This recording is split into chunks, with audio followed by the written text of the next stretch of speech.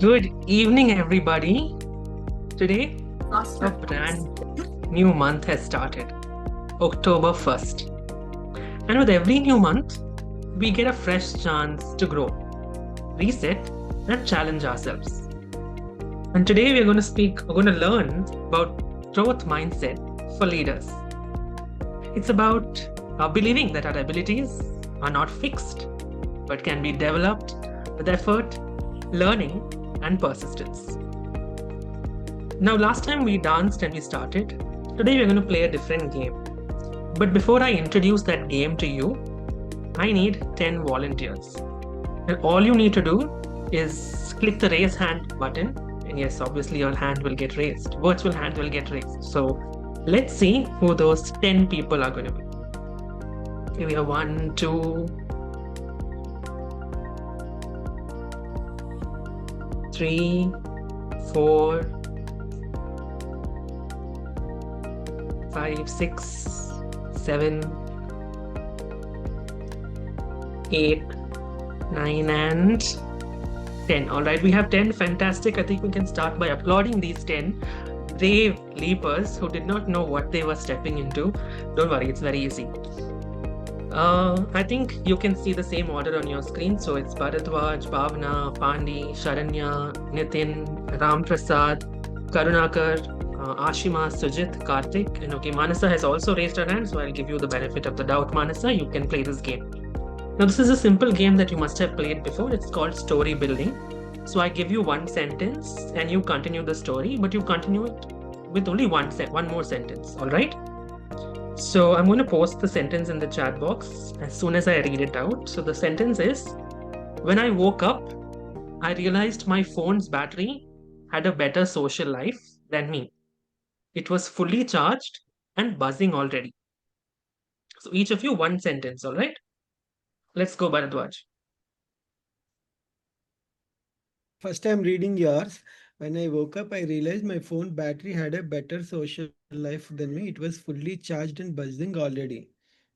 The buzz is because of the alarm which I kept yesterday night, and I switched off the alarm and I woke up for doing my chores. Hey, Bhavna. Yeah. I was seriously doing my leap assignments, but again, there was a call. By then, I realized, okay, next person. I got from one of my Leaf teammates. They asked me for so many questions, but even which I want to know more. Okay, Sharanya. And then I realized that before my morning routine was done, people started calling me. So I told them, bro, I still haven't started my day. I will call you back after I'm ready. Okay, Nitin. I realized my nice goals wasn't so nice when my friend called me up that day. Okay, thank you. Ram Prasad. Yeah. So I realized I need more energy. So I went my cult class and fully charged up. All right, you got charged up. Karnagar. Now I got a call, the routine default Teams call, the ringtone, right? I got that call, and then I opened, I saw my manager is calling. Stop. Okay, Ashima. So, to recharge myself, I went for a vacation for 5 days where I hit my car. So, I don't know how long I'm going to be on a vacation. So, that's what my recharge is. Okay, your manager called and you're gone on vacation. Sujit. After I got the call, I just thought of giving a call to my friend and asking for help. Okay, vacation and you're asking for help. Good, Karthik. Okay, well, after hearing what happened, it was like energized thing. So we need energy everywhere, wherever we are. So stop the car there, do nothing, party there, enjoy.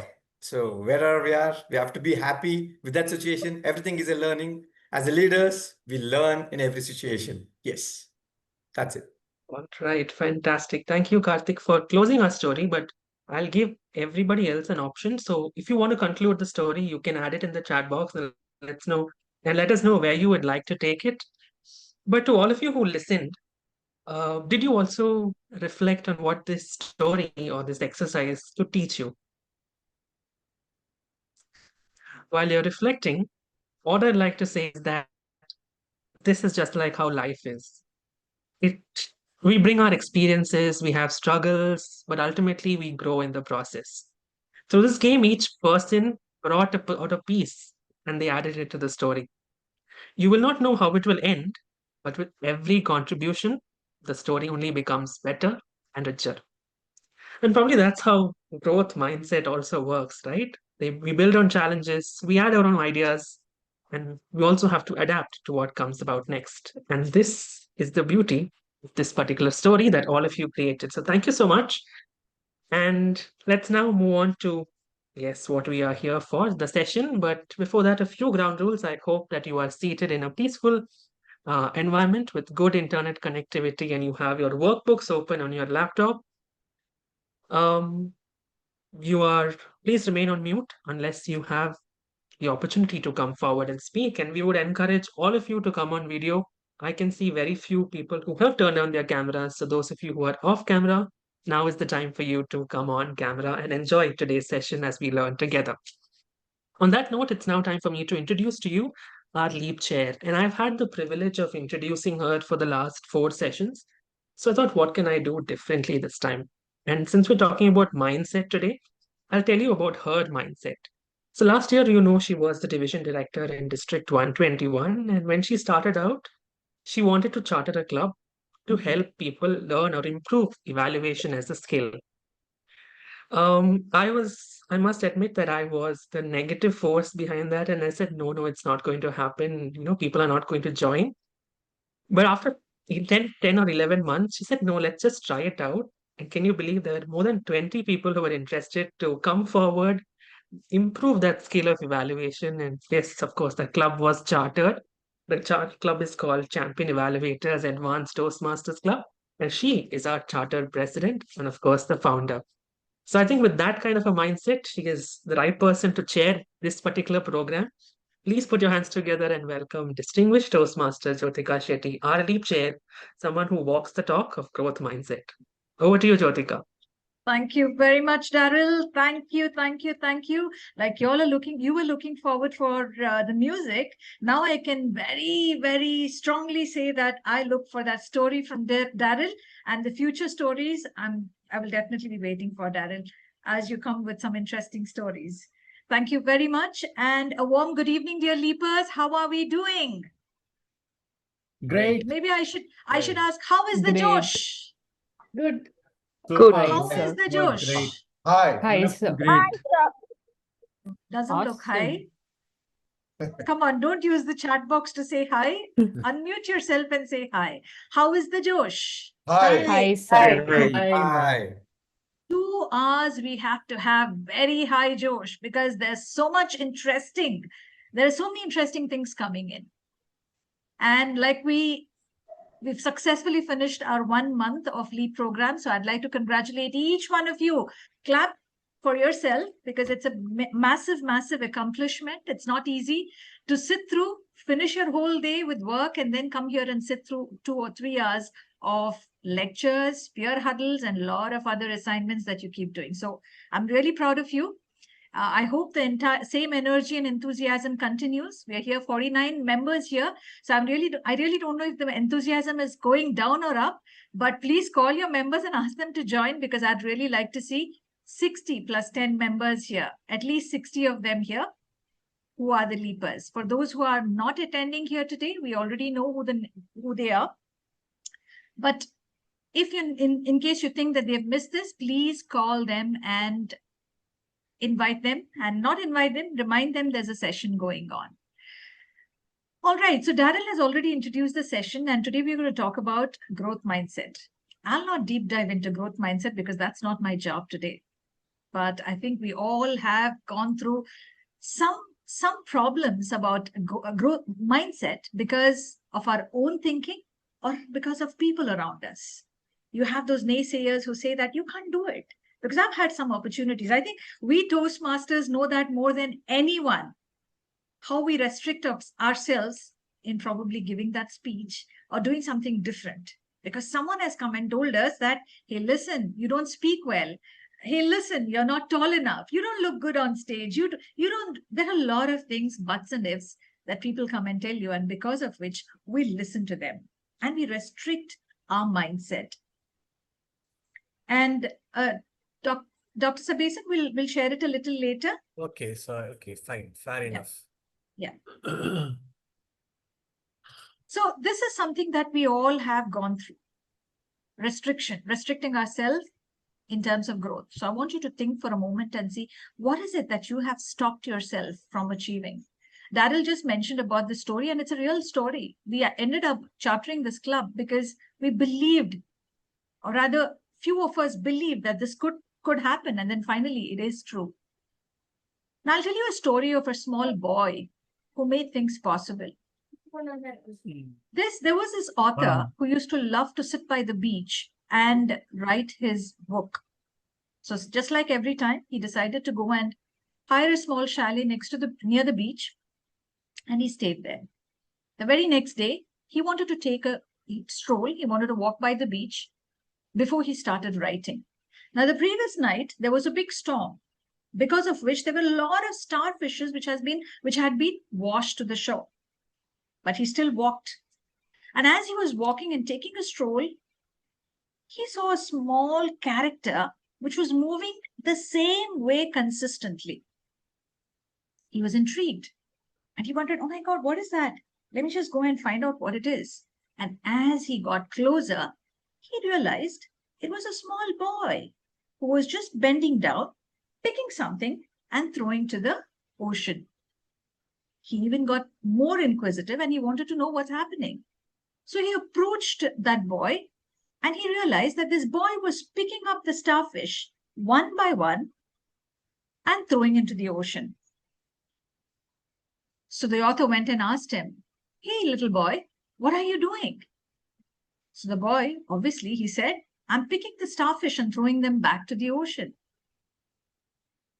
It didn't make sense to him because there was thousands of starfish laid on the beach. So he looked around and he kind of giggled and a little sarcastically replied to him or asked him, there are thousands of starfish on this ocean or on this sand. How can you make a difference to all these starfishes? What can you do about them? The boy didn't respond. What he did was he bent again, picked up the starfish, threw it into the ocean. He then turned towards the author and told him, I made a difference to that one starfish. Now, if you look at this story, there could be many lessons that we can take. But I'd like to take the lesson in the context of what we're learning today. How many of you have had people like the author who have told you that you cannot do it? I've had many people in my life come and tell me something or the other. But then, just like the boy believed in his mission. He continued doing what it was. Even if it was making that difference to that one starfish, he was able to do what he did because he perhaps had that growth mindset and believing in himself that, yes, he can do what he set out to do. Now, I want you to ask yourself, what is it that is stopping you from doing things?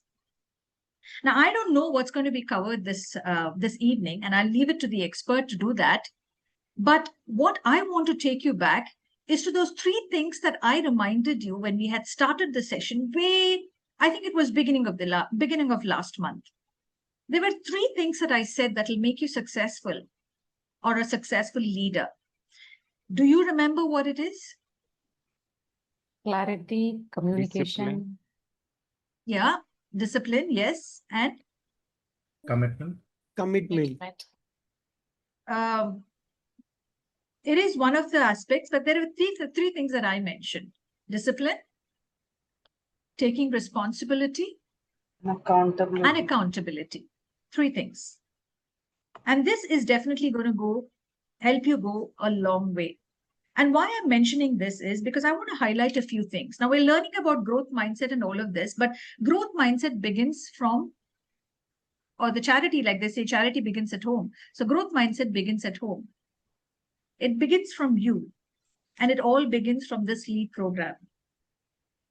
There are so many things that we need to do the way it has to be done, or at least something that will help you to move forward. And I want you to ask yourself, are you doing it? What needs to be done? Are you doing what needs to be done?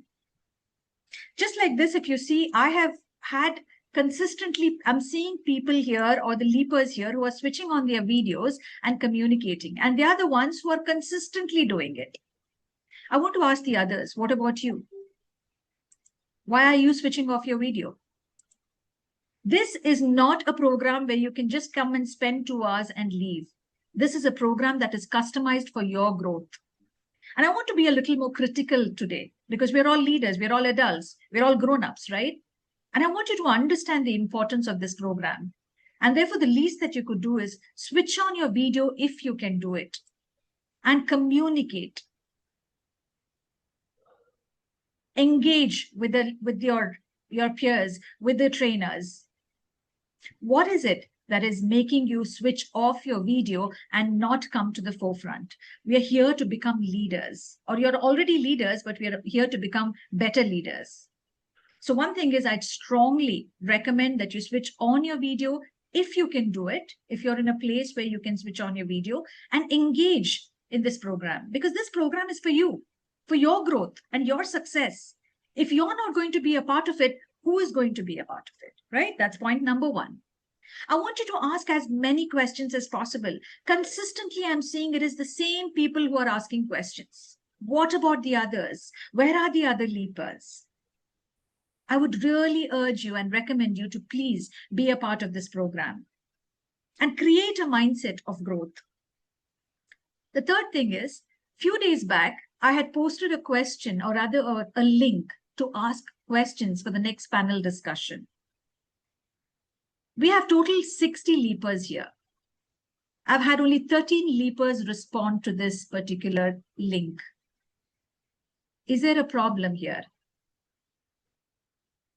It's good to speak nice things all the time, but it's very important to also highlight these points, which is very important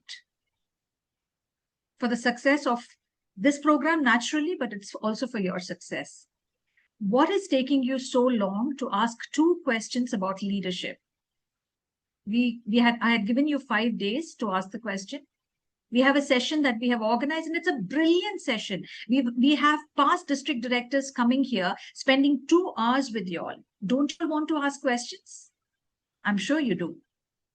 So please go back, or Darryl will post the link again. I want each one of you. We may not be able to answer all the questions, but we can at least understand that you are all engaged in this program, invested in this program. So please go back to the program, take some time, not now, a little later, and ask those 2 questions that you have to ask. And when you ask the question, please read the entire message. Don't ask questions that is out of syllabus. Ask questions that's relevant to that particular program. And again, I request each one of you to stay committed to this program. It's very important. Again, I'm not going to remind you all time and again, you have your mentors who are coordinating with you all, but the simple thing that you could do is support them to help you. Can I have a thumbs up from all of you, whether you all are committed to your program? And all the ones who have not switched on your video, please, I need to know whether you're committed to your growth or not. Only then it makes sense. Otherwise, it really doesn't make sense. And for those of you who think that, oh my God, the sleep chair is really very, very bossy, let me remind you that I'm helping you reach your goal. Looking back, you will thank all of us for being committed towards your growth. And therefore, all I ask is, we have 10 mentors here. We have 3 in the core team. Help us to help you so you can become effective leaders. What's important is tomorrow, nobody is going to follow up with you. If you all are leaders, you have to take the lead. Do you want someone to remind you? I'm sure you don't. Therefore, please do what is required to be done and help us deliver the results that we have set out to deliver. So thank you very much for listening to me. I if I have seemed a little more harsh today, but I think sometimes it's very important to remind you all, because we are in the second month of our program and we have to ensure that we all join our hands together and become successful. So to take this session forward today, like Daryl said, the session is growth mindset for leaders. We have with us an eminent personality. There's so much to talk about him that probably 2 hours will not be enough. And therefore, I'll keep it brief, relatively brief, but I still need to make justice to the introduction. It is my privilege to introduce our distinguished speaker, Professor Dr. Swaminathan Sabesan. Dr. Swaminathan Sabesan is a leadership and emotional intelligence coach with more than 30 years of experience in helping organizations unlock leadership potential, strengthen team morale, and foster high trust workplace culture. Over the years, he has partnered with 75 plus CEOs and CXOs, coached senior leaders, and designed evidence-based interventions that have created deep, lasting impact. He is the founder of Growth Catalyst and also serves as a professor of psychology at VIT Chennai, combining academic rigor and practical leadership coaching. He holds a doctorate in organizational behavior from Annamalai University, and his contributions include authoring book chapters, developing psychometric tools, co-creating proprietary coaching models, and publishing extensively in leadership and psychology domains. His excellence has been recognized through numerous honors, such as the Distinguished Alumnus Award, Leadership Excellence Award, and the INSPA Leadership 2025 Award. Most importantly for us, in the LEAP 3.0 program, Dr. Sabesan has been instrumental in guiding us, shaping the curriculum and ensuring that our leadership journey is practical, transformative, and deeply aligned with the values of leadership growth. His insights have already made a significant difference in how we approach our own development as emerging leaders. With his unique blend of academic insight, coaching expertise, and passion for transformation, he continues to inspire leaders to grow, lead, and leave a lasting legacy. Ladies and gentlemen, my dear leapers and mentors, please join me in warmly welcoming Professor Dr. Swaminathan Sabesan. Over to you, Dr. Sabesan. Thank you. Thank you very much for your very, very kind words. Am I audible? Yes, you are. Yes. If you can put the presentation, the slides in presentation mode. Definitely. Yeah.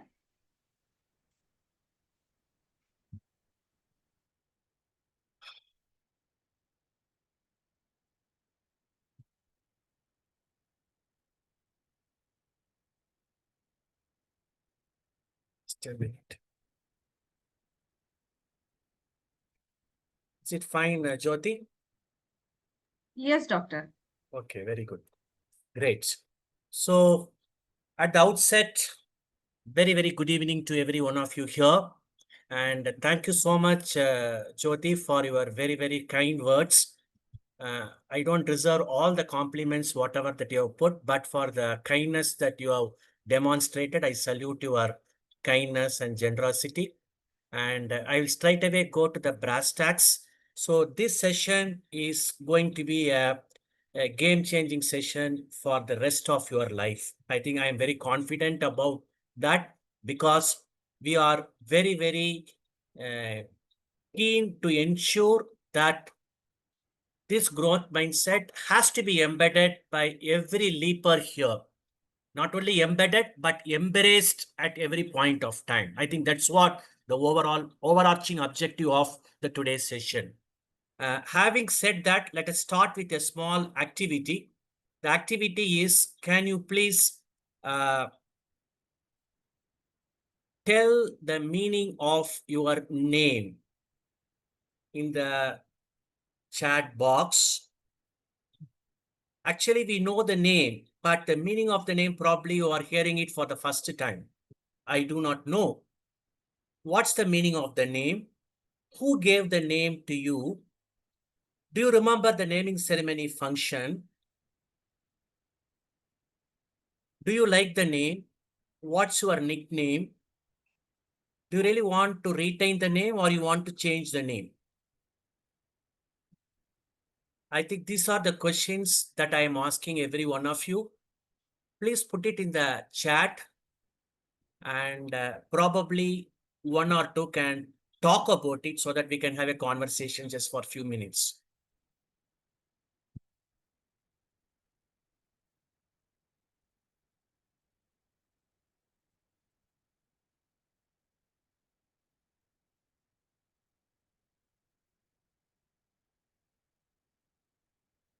Have you put your responses in the chat?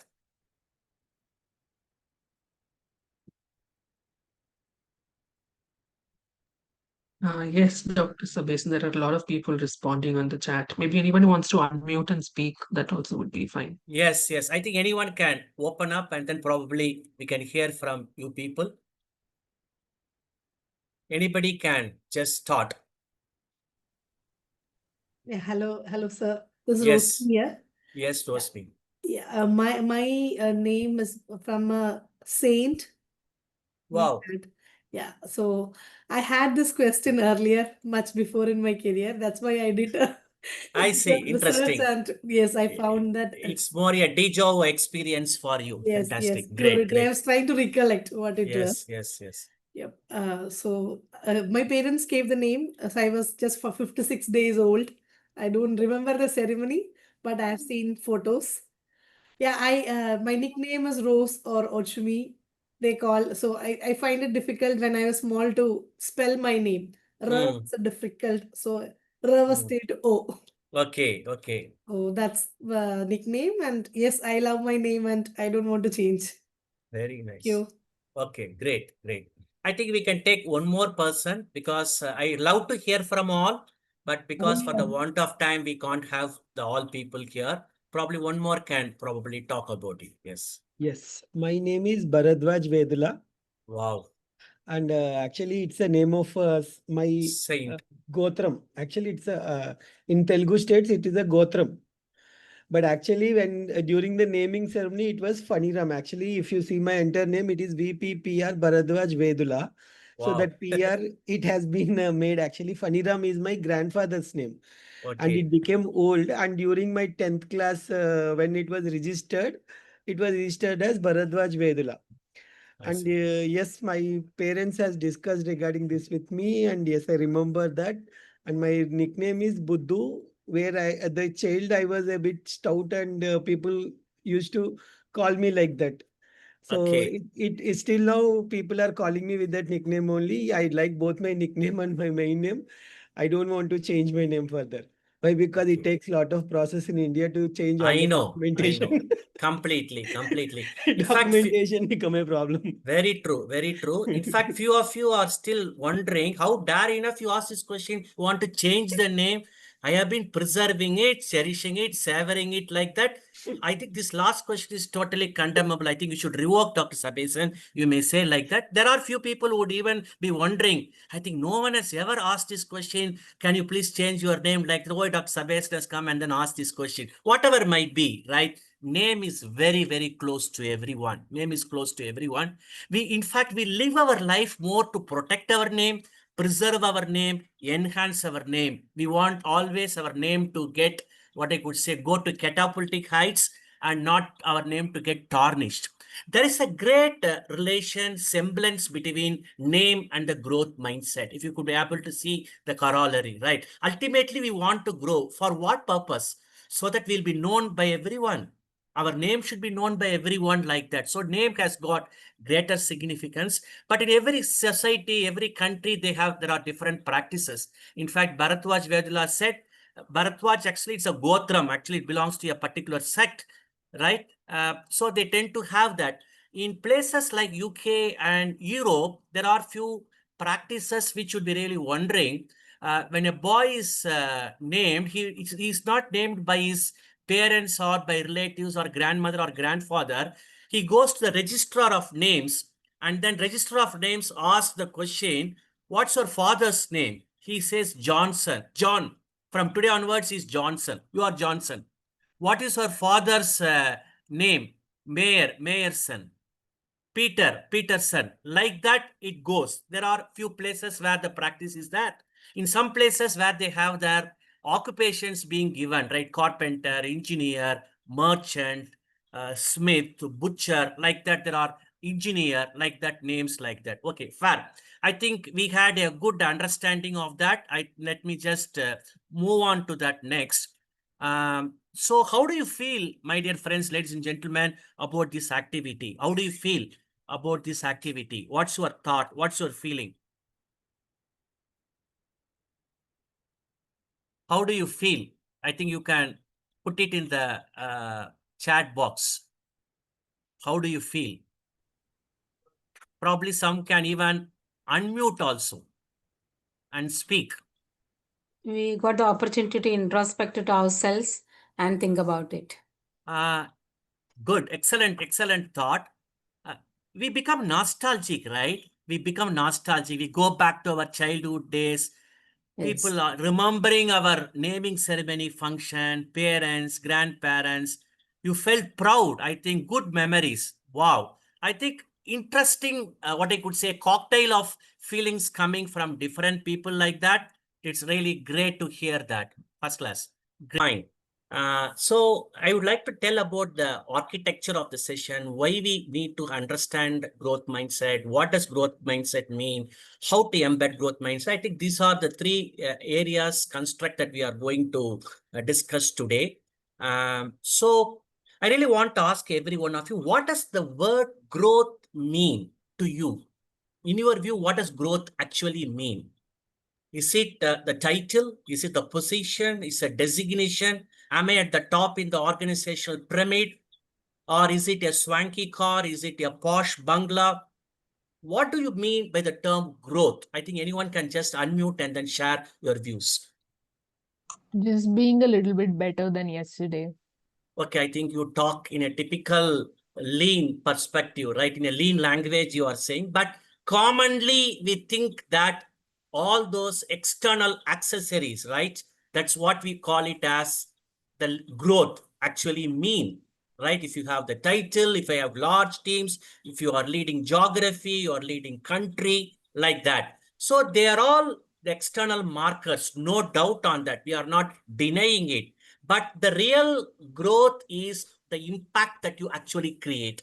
The real growth is how you create legacy.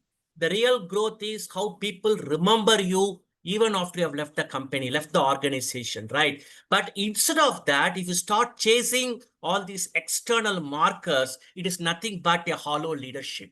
I don't want you people to practice hollow leadership. I want you to follow inspirational leadership. And I also want you to follow what I call it as nourishing leadership, right? Nourishing leadership, I mean, you have to nourish yourself by growing up every day. And at the same time, you should also be able to nourish others, right? So growth is defined not by what you achieved, but more by what you enabled. Well, actually, I really want to give this perspective to everyone. Many of us erroneously think growth means something else. I joined as manager. 2 years later, I become senior manager, then general manager, then vice president. No, that's not the growth as such. Growth is what you create legacy. Growth is not climbing the ladder. I think we have to be super clear on that, right? But title, power, position, perks, access, all these things are there. We are not denying it, but that they are not the only thing that define leadership, right? So I really want to pose this question to everyone, my dear friends, ladies and gentlemen, right? When you leave this company, what the people would say about you, right? And what kind of legacy that you are leaving, right? I think this is a question that you should always have it when you just go to your work, say tomorrow or probably on Monday, from Monday onwards, right? Actually, if you further deep dive, dissect it further, right? It is all moving from can't to I cannot, but yet. From knowing to learning and leading, from reacting to responding, right? From managing to developing. So I think this is the way the paradigm shift should happen as far as growth is concerned. First, we have to be super clear on the aspect of the term growth. I don't want to just right away get into it. Many people can speak about the growth mindset extensively, but I believe strongly that we have to necessarily know about what does growth mean, what does mindset mean. So when you talk about growth, it includes horizontal growth and vertical growth. When you say horizontal growth, it's all about the authority, all about the position, all about the skills. Whereas when you talk about the when you talk about the vertical growth, it's all about skills and authority. As far as horizontal growth is concerned, it's all about the gravitas. It's all about the aura. It's all about the maturity. It's all about the depth of relationship, the enduring relationship. That is what we call it as the growth, right? So growth is more a direction, but not a destination. I think with that note, let us just move on to mindset. So mindset is the term which we use it so loosely everywhere. Mindset is all about how I am seeing myself, how I am interpreting the experiences, whatever that I have got, and how I am responding to challenges instead of reacting to challenge. In fact, few minutes back, it was a complete tech glitch. We made that morning trial run. I do not know how many of you are aware. Me, Jyoti, and Reenu had spent nearly 1 hour today morning. It so happened today I had that glitch. It was completely went. But still, we have that resilience. We are able to, yes, we can do that. So how you are able to respond to the challenges is all about. See, I give you a very pithy way of understanding it. Even a layman can understand. Mindset is how you view yourself, right? As well as others. That's a lens. The value is all about the compass, which is fundamentally important, so indispensable, so non-negotiable. I can't. Honesty is the best policy. I cannot even budge an inch from that honesty portion, right? Beliefs are, it's my whole completely personal, very subjective. It's a personal truth statement to you. I believe in the power of what I could say, manifestation. I believe in the power of divine. It's all my personal belief. You can't question it. It's my personal truth. And attitudes are all your evaluative statements where you can either think and feel favorably or do favorably. That's what we call it as the attitudes. I think these four, you should be able to be clear in that. There are different kinds of mindset that actually we talk about. We have growth mindset, we have fixed mindset, we talk about abundance mindset, scarcity mindset, then we got entrepreneurial mindset, employee mindset, victor mindset, victim mindset, agile mindset, then innovation mindset. Like that, there are different types of inclusive mindset, owner mindset, learning mindset, innovation mindset. Like that, there are several types of mindsets. As far as Leap 3.0 is concerned, we have positioned growth mindset after we have comfortably discussed the what I call it as the strengths, then similarly about values, then vision, the energy, the time, all flowing one after the another, right? Seamlessly entering into, that's a clean sense of logic and linearity there. Now we are talking about the growth mindset, right? So we understood what is mindset, we have understood what is growth, we have understood the types of mindset. Now, what does growth mindset mean? My discussion on growth mindset will not be complete if I don't talk about Carol Dweck. Carol Dweck is the most celebrated, accomplished psychologist from Stanford University. She also worked at Illinois. She worked at Harvard. She is almost 79-year-old. She has done a seminal work in the area of growth mindset, wherein she said that talent is not fixed, intelligence is not fixed, ability is not fixed. You can always develop the talent. You can always develop the intelligence. Those days, psychology says intelligence will not develop after the age of 80. But Carol Dweck completely opened a floodgate of research in the area, brought about a lot of empirical evidence stating that, yes, intelligence can be developed. Talent can be developed. It can be nurtured. It can be nourished like that. It is completely a new way of thinking, right? And that has resulted in what I could say, even the emergence of positive psychology also, right? Growth mindset matters a lot to leaders because leaders every day is grappling with a lot of dilemmas, uncertainties, challenges. and also pressures and things of that type. So how do you respond to those challenges? More with clarity, more with courage, more with confidence. The role of the leader is not to have more followers. The role of the leader is more to develop more leaders. The leader's role is to create more leaders. That's what nurturing leadership is all about. At the end of the day, he has to drive the organizational success, no doubt on that. But predominantly, he has to create a learning culture. The learning culture, everyone should learn. So as far as growth mindset is concerned, learning is the fulcrum. I can keep on learning every day. I can keep on learning continuously. That is what we call it as continuous learning, Kaizen. What we talk about Kaizen, continuous learning and continuous improvement. Okay. Dear friends, having understood the conceptual backdrop and scaffolding, now it's time for us to take turns and shift our gears and look at what we call it as the self-assessment growth mindset. In fact, Reenu has shared with you the assessment details and in the form of a workbook. Probably you would have done that worksheet and most of the questions and items. We will have a quick recap on that. As far as the growth mindset, that 15 statements are concerned, there are totally 4 dimensions there. Challenge orientation, you have feedback and learning, beliefs about ability, leadership and growth of others. I think there are totally 4 dimensions there. Now, I also want you to look at the lowest score where you have got it. Have you got it in challenge orientation? Have you got it in feedback and learning dimension? Have you got it in beliefs about ability? Or have you got leadership and growth of others? I want you to look at your scores. What scores you have scored less? Which statements you have scored less?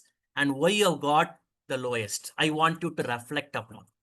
And more importantly, which are the statements that reflect your strengths? That also I want you to be self-aware. While you have done an assessment on strengths, but this is more about the growth mindset statements, in which statements actually you are demonstrating the strengths. I think I want you to have a look at it. Probably you can discuss it with your mentor also, right?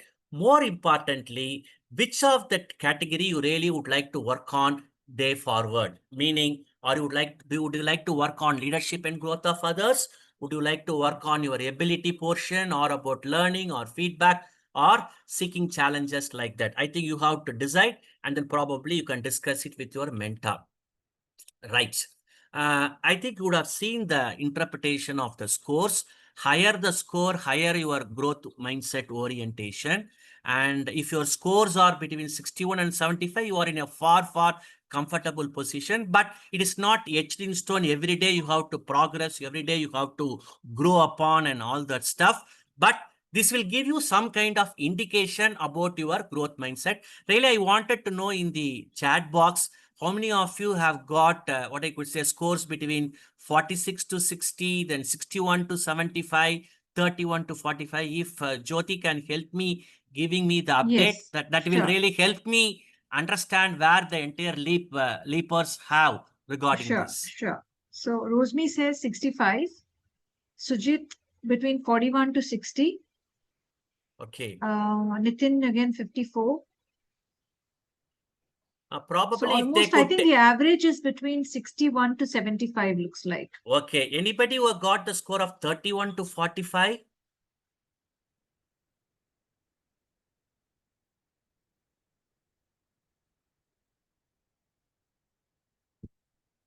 Doesn't look like.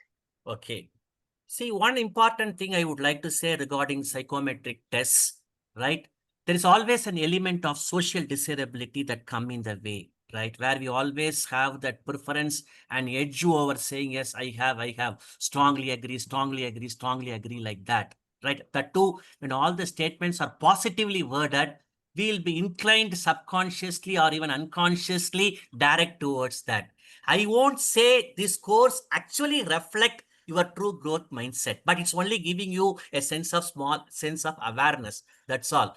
But the real judge is yourself only. You have to really say, are you a person who look forward to seeking challenges? Are you a person who would be able to take the feedback as a learning opportunity? Are you a person who really would like to court developmental experience, challenging experiences? You have to just internally come out with your answers, right? I think that's the way you should. Now, I just stop here for a while, Jyoti. I think I really want to take one or two questions. Actually, Yes. I am in track as such, right? My original target is by 8:10, I have to complete the recap of the self-assessment. Now it is 8:08. Despite the hiccups we had, I was able to, what I could say, compensate the delay. I'm comfortable now in regarding the time. Anybody who have got any questions, you can always raise. You can even unmute and then ask also. I'm more than happy to answer your questions. So far, whatever that we have discussed, particularly the construct or particularly the assessment, anything, I'm open to any type of questions. I think, Swaminathan, I would say that when we talked about growth, I mean, we didn't reflect on the way you explained the growth, Thank what you. you consider as a growth, right? It's always looked up from the external factors. Yes. What position you are in is a growth. So Not at all. They are the marker, no doubt. We are not denying it. The real growth is, right, are you able to have that maturity, the professional maturity of listening to others? Do you have the maturity to demonstrate the humility and humbleness, the vulnerability, right? That is what the real growth all about. To look upon great leaders like APJ Abdul Kalam, right? Kamaraj, Kakkan, right? There are people, right? There are so many leaders that it's only an indicative list, not exhaustive. They're all the epitome of that real growth as such. They have not got the richest of the richest. They are not as rich as Jeff Bezos, but they have that maturity. They have that growth. I think thanks, Ladaji, for finding my way of looking growth from a different perspective. You are able to appreciate. Thank you so much. Is anybody? just one question, Swaminathan. So there are people who may not be having those characteristics that you just called out, but they would have reached a very high, position in their life. So yes, how do you view that their success? in fact, I call it as hollow leadership. Sorry for my language. It's hollow. But they think that it's hollow around their head. It's not hollow, but actually it is hollow. Unfortunately. So the real testament to leadership is how many leaders that I have developed within my company from an organizational context, right? Think of Ratan Tata. Think of A.M. Nayak, right? Think of Kumar Bangalam Birla. So many leaders that they have got. For another 500 years, the organization will be able to march forward with a sense of vision and mission and values. It's all because of the leaders. That is what I call it as the nurturing leader. In fact, till probably a year back, I was always thinking inspiring leadership is what one should look for. But I have changed. I have decided to embrace nurturing leadership. I should nurture myself and I should nurture others also. Just like a gardener. Yes. Any question? Otherwise, let me just move on to the next. Anybody? Yes. I think from, yes, sir, please. So my question is, in this competitive world, right? Yes. Particularly in India, that I have Yes. seen that the people, what you are mentioning, the growth leadership should be a nurture, or they should create a leader. Rather than that, they are, pushing or pulling their legs, like a particular. Indian frog. Yeah. What we say as Indian frog. Yeah. Always pull the legs like that. We always use that metaphor, Indian frogs. Right. So those people are not having us, you are mentioning, right? In those kind of people, how we can cope up with them, because we are also tend to become the same way because we are seeing those leaders, and it seems like, yeah, that's a real leadership. That's how we are also, brought. We should be able to model the right type of leader, sir. We should be able to model the right type of leader. Unfortunately, that particular organization is having that leader as the head of the organization, at the helm of affairs. We can't do anything. But we should be able to model the leaders who demonstrate all those qualities of both vertical as well as horizontal, both qualities. That's what we should. We can't change the world. We can't change the leader, but we can change our attitude towards them. And also we can start working on ourselves, how we can evolve. I think that's the way we should be able to. So I don't want to blame the system, right? We have to live in the system 100%, but Right. how we can nurture every day on our own, for our own good, and also nurture others, also enable others. But my point is that unless otherwise they join this kind of programs or this kind of classes, they will be knowing what is the real leadership, right? Agree, Otherwise, they agree. will be replica of what their leaders are. Oh, they See think that. that this is what the See, leadership is about. unfortunately, some leaders, they never receive feedback. They Hmm. don't want to get feedback also from others. Those leaders who receive feedback continuously, they can grow and then become like a real nurturing leader. If they're averse to feedback, that means they don't have growth mindset. They have only got fixed mindset. Right. Thank you. Thank you. I think let me just move on to that. I would like to share some real stories, ladies and gentlemen. Really, you will be super excited to see all those real stories. Real stories. There's a big shift that has happened. Great success they were able to achieve on their own, for their own life. The person whom I'm going to refer is Sarah Blakely. I do not know how many of you are aware of this person. Actually, she has no business background at all. Her father, grandfather, great grandfathers, they don't have any business background, but she really wanted to start a business, right? With the amount what I have mentioned.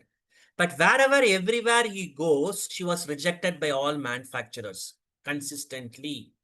She did not actually lose any confidence or faith or anything like that. With great grit and determination and doggedness, she started pursuing. In fact, her father used to ask this question, what did you fail at this week? That's the way her father started asking this question. Quite very airy question, right? Because failure has been continuously. Then what she decided, what was the penny drop moment is she was able to reframe. I want you to remember the word reframe. We are going to talk about it shortly. We have to reframe our belief systems. We have to reframe our ideas. And she reframed rejection as redirection. And then rest was the history. So as far as this particular story of Sarah Blakely is concerned, the growth mindset insight is failure is only a data, but you should keep on moving, keep on going, keep on going. I think don't stop. Stop not till the goal is reached. That's what Swami Vivekananda said long time back. I also want to tell another interesting story, the second story of the total 6 stories, the story of Jack Ma. I think most of you have known Jack Ma, not personally, but I've heard about Jack Ma, right? The Alibaba, right? He has failed multiple times in entrance examinations. In fact, failure was the middle name of Jack Ma. He embraced failure so frequently, rejected from 30 jobs, even including KFC. But despite all the criticism, Jack Ma was able to bounce forward, and then now you had a big company. I think everyone knows the Alibaba. Persistence over pedigree, the growth mindset. The third person whom I always admire, right? The two people, one is Roger Federer and Rafael Nadal. Both are all from, right, the sports, where Roger Federer was actually a born with talents. From the beginning onwards, you could see the spark of genius radiating every time. But Nadal was not of that kind. He always believed in his own personal faith and conviction with grit and persistence, started working on a daily basis, continuously, every day, relentlessly, with all ethic. That Nadal was able to even overtake Federer also, right? As brilliantly it was put, talent may start the race just like rabbits, but at the end of the day, it's the tortoise which won the race, right? The effort finishes it. Another interesting story which I wanted to share with all of you. Most of you know about it, the Michael Jordan, the basketball. Rejection, rejection, rejection. 9,000 shots that he missed, but still he succeeded. He believed that failure is the foundation of success. In fact, my dear friends, ladies and gentlemen, we are going to have a separate session called Adversity to Advantage. We are going to have more such stories in our next session, but I'm just only bringing some glimpse of these people who demonstrated growth mindset. Last but not the least, Thomas Alva Edison, whom all of us know very well, right, who invented the light bulb. 1,000 times that he failed, but he said, I have found 1,000 different ways that won't work, which I have understood that, right? Failure is essential to innovation. So all companies and organizations should now, they have started saying that you fail fast and then recover fast. That's what they are saying. In all interviews, they ask the question, what was the failure that you had recently? We always prepare, I have done this, I have done that. I think that days have all gone. Have you ever undergone any failure? Have you faced failure? And how quickly you were able to recover from the failure, from the trauma, from the shock? That's what the people, HR recruiters are asking this question. So we should not be afraid to fail. It's okay to fail. And I can definitely bounce back. I think that's the mindset which we have to necessarily embed in us. Now, question for reflection, dear friends. Which story resonated most with you? I've told 6 stories so far. Can you put it in the chat box? Which story resonated with you? I have talked about Jack Ma, I talked about Michael Jordan, I talked about Federer, I talked about Nadal, I talked about Thomas Alva Edison. So many people I have talked about. Sarah, so many. Which story resonated most with you? Can you put it in the chat box? Jyoti has to help me. Yes, I'll read it, sure. So we have Federer versus Nadal, Nitin says. Bharadwaj Jordan. Serene says Thomas Alva Edison. Sarvana Kumar Nadal. Rosmi, Roger Federer and Rafal. I think the highest vote is Roger Federer and Nadal. TAE, I don't know what that is, but TAE. Jack Ma, Sarah Blakely, Michael Jordan, Nadal, Blakely, Nadal, Federer, Nadal, Sarah, Edison. Okay, fine. So I think fair the winner enough. is Nadal. Okay, great. I think it's obvious. It's obvious. Interesting. Carol Dweck has said, it's not being that is important. Becoming is better than being. We are all human beings, but unfortunately, in the modern times, it is not human being, human having. Am I having iPhone 17? Am I having this car? Am I having this bungalow? It has become having. So having has taken what I could say human having. But Carol Dweck said, becoming is better than being. That's what she says. I think every day, as one of the person rightly said, am I better than yesterday? Will I be better than today, tomorrow? Will I be better next month than this month? Like that. So becoming is better than being. So learning takeaways, my dear friends, ladies and gentlemen, for this particular portion, people from different fields, diverse fields apply growth thinking to overcome setbacks. One important thing, if they could, why not I? If they were able to do it, why not I? I think that's the question that you should ask yourself. They're all typical human beings like you and I. They have all the comforts what we are also having. We're also having all the comforts what they're also having. When they were able to achieve, why not we? Why not me? The important thing is we have to destigmatize failure. We have to destigmatize mental health also. Right? We are open to talk about physical health, but we are very, very afraid, shy, reluctant to talk about our mental health issues. Actually, one of my main mission is to destigmatize mental health in the entire country, India. That's why we have a separate, what I could say, wing called corporate wellness wing, which I'm seriously working towards that. It's one of my mission of life. So you have to destigmatize failure and normalize the journey of growth. Okay, fair. I also want to tell my story. When you heard the other stories, I must also tell my story, right? In fact, when I was very young, when I was at the age of say 15 or 16 in one of the competitions, right, I was asked to speak. Suddenly my mind was blank, completely blank, nothing came out. Then I decided I'm not cut for this kind of things at all, right? I decided, but later I reflected why I did not do well. The reason was I did not prepare well. I took that so lightly. I thought I can get the ideas there, but it was not there. Unless you prepare, you may not be able to perform. I believe strongly in the recent times. But when I was young, I was different. I was thinking different. On the go, we can manage. It's not examination, right? Writing on our own. No one is going to see what you are writing at the time. You can even 3 hours, you have got the time. But when you're talking in the public, every word matters. So what I really wanted to tell is preparation is the key. 10,000 hour rule.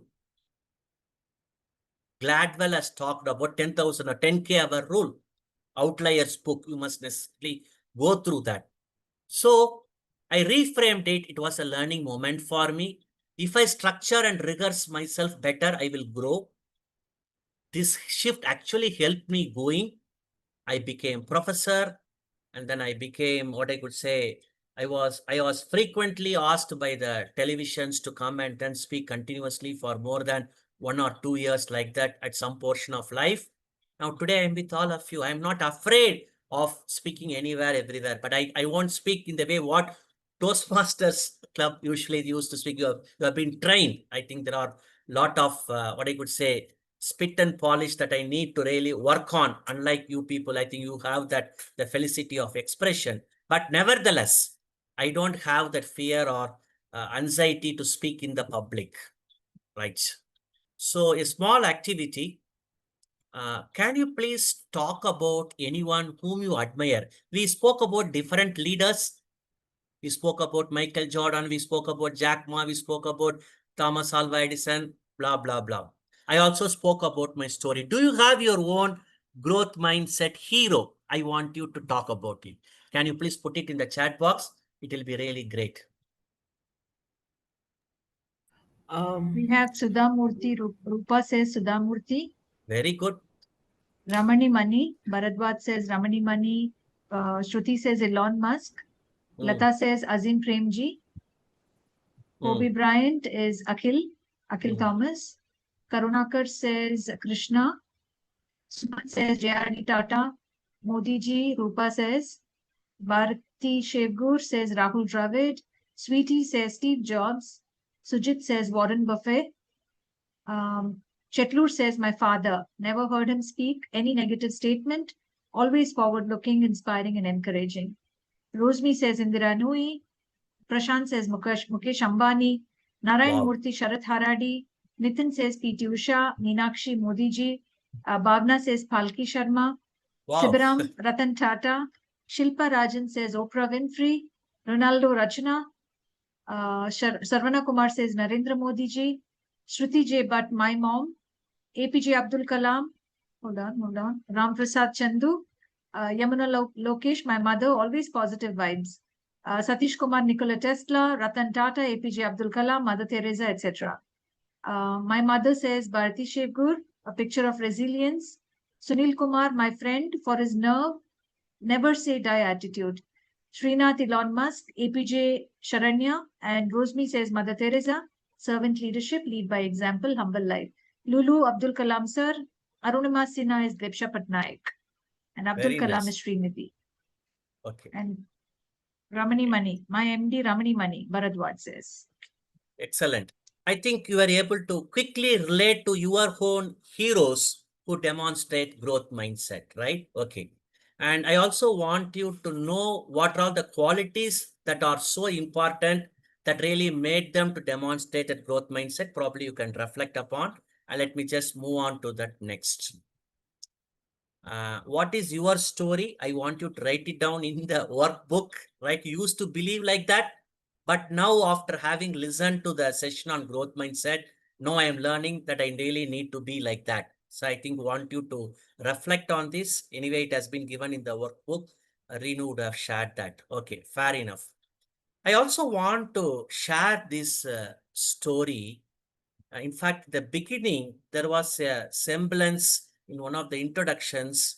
It was mentioned. It's all about the, say, the club. Rahul has joined as the Vice President Education in his club.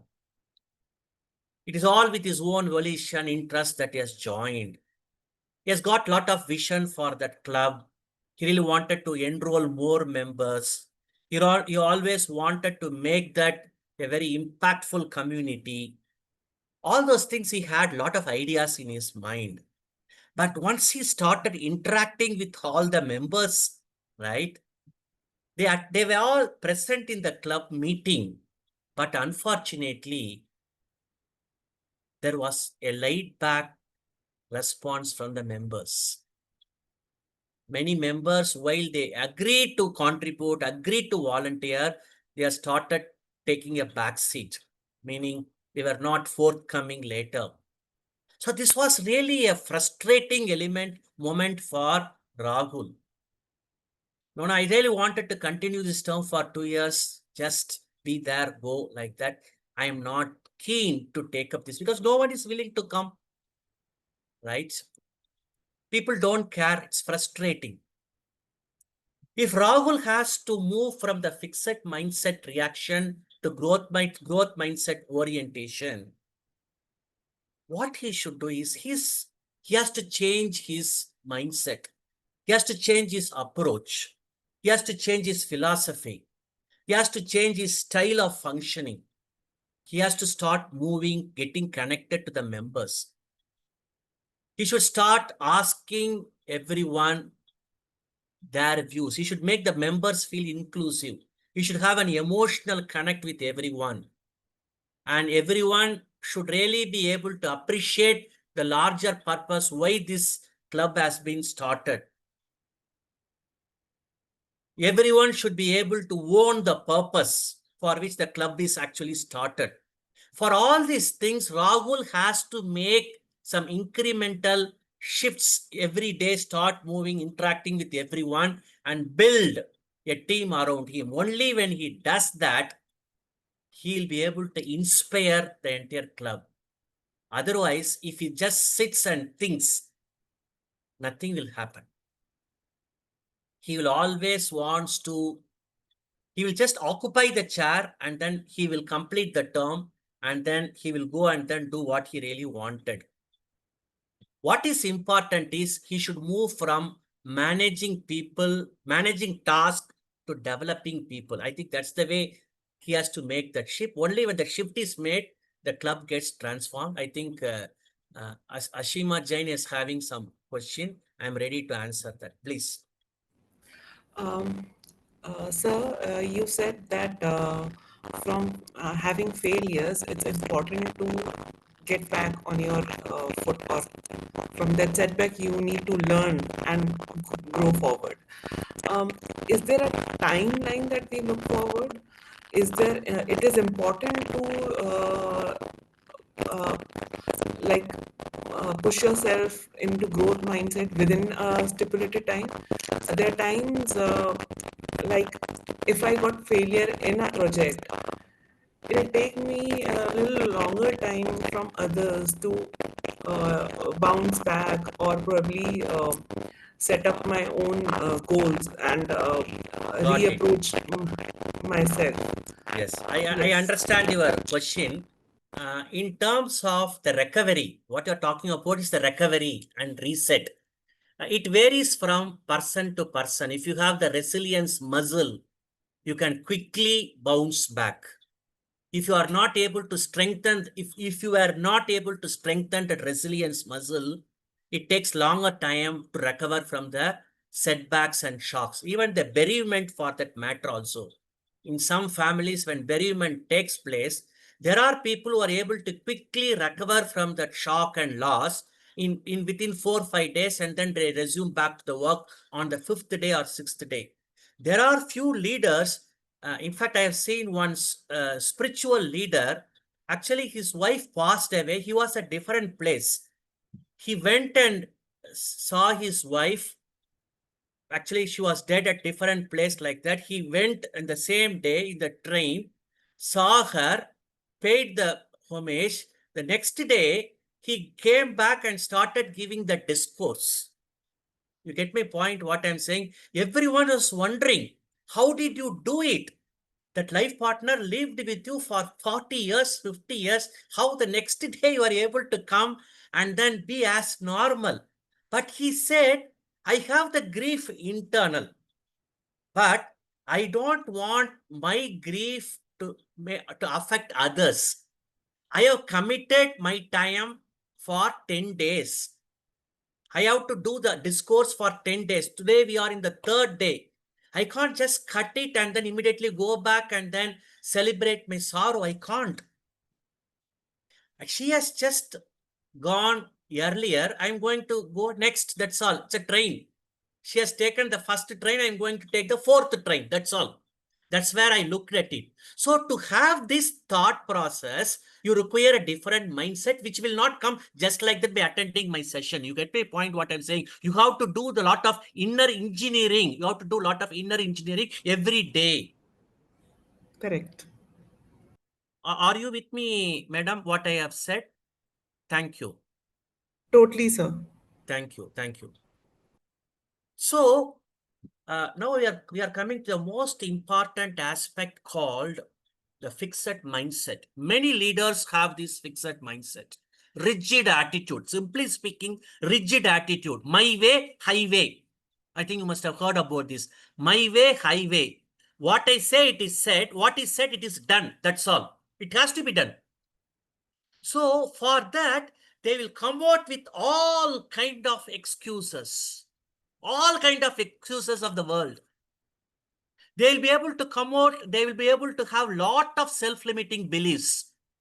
They'll be able to have lot of self-limiting beliefs. I will talk about what is self-limiting beliefs. They also have lot of distortions. But only because of these three, they are affected by fixed mindset.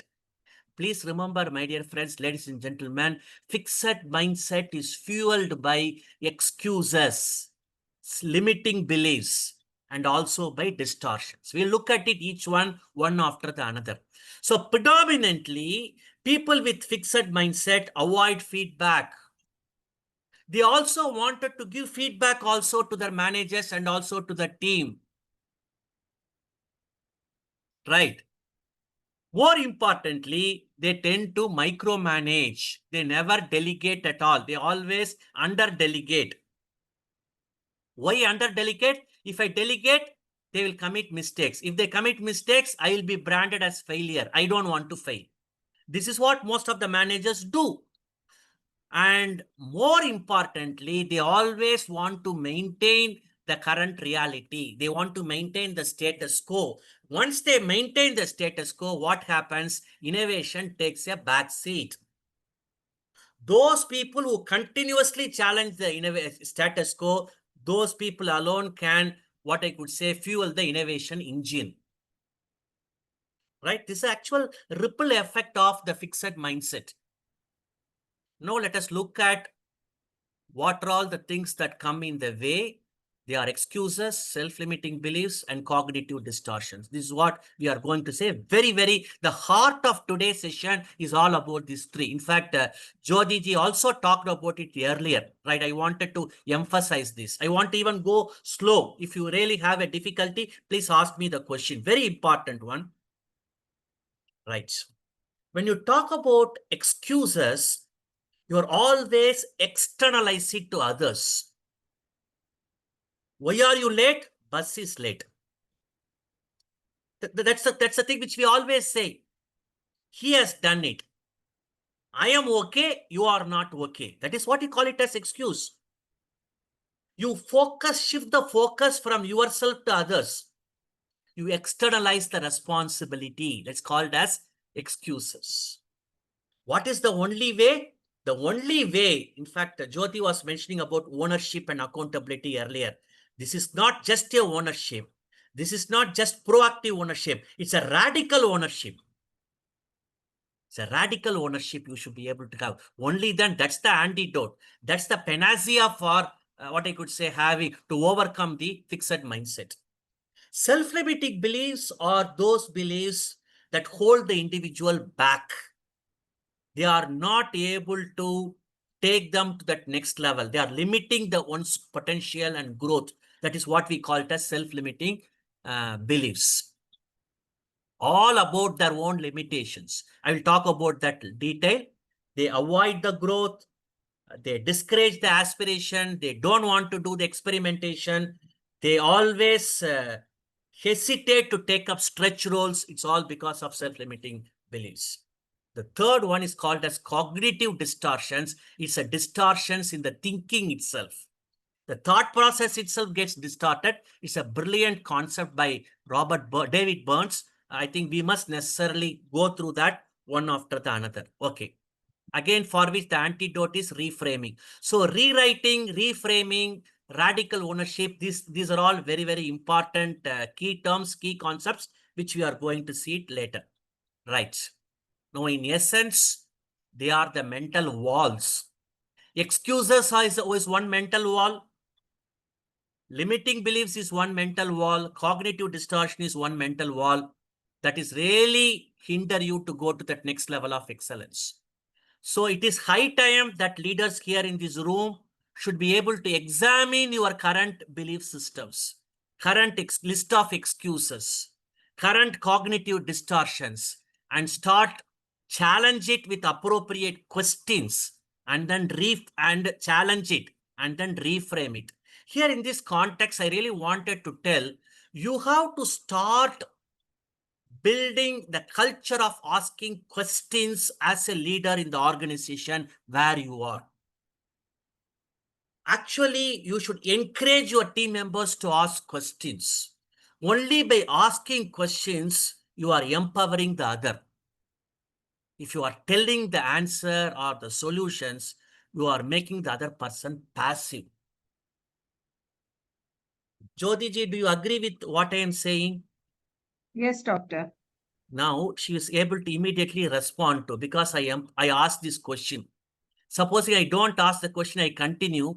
Probably Jyoti will be in her own mindset, probably listening to, probably thinking about tomorrow, then next week, like that. Again, another 10 more months, only 1 month is completed and all that. So our mind will be, once I started asking this question, immediately you get that, yes, started answering.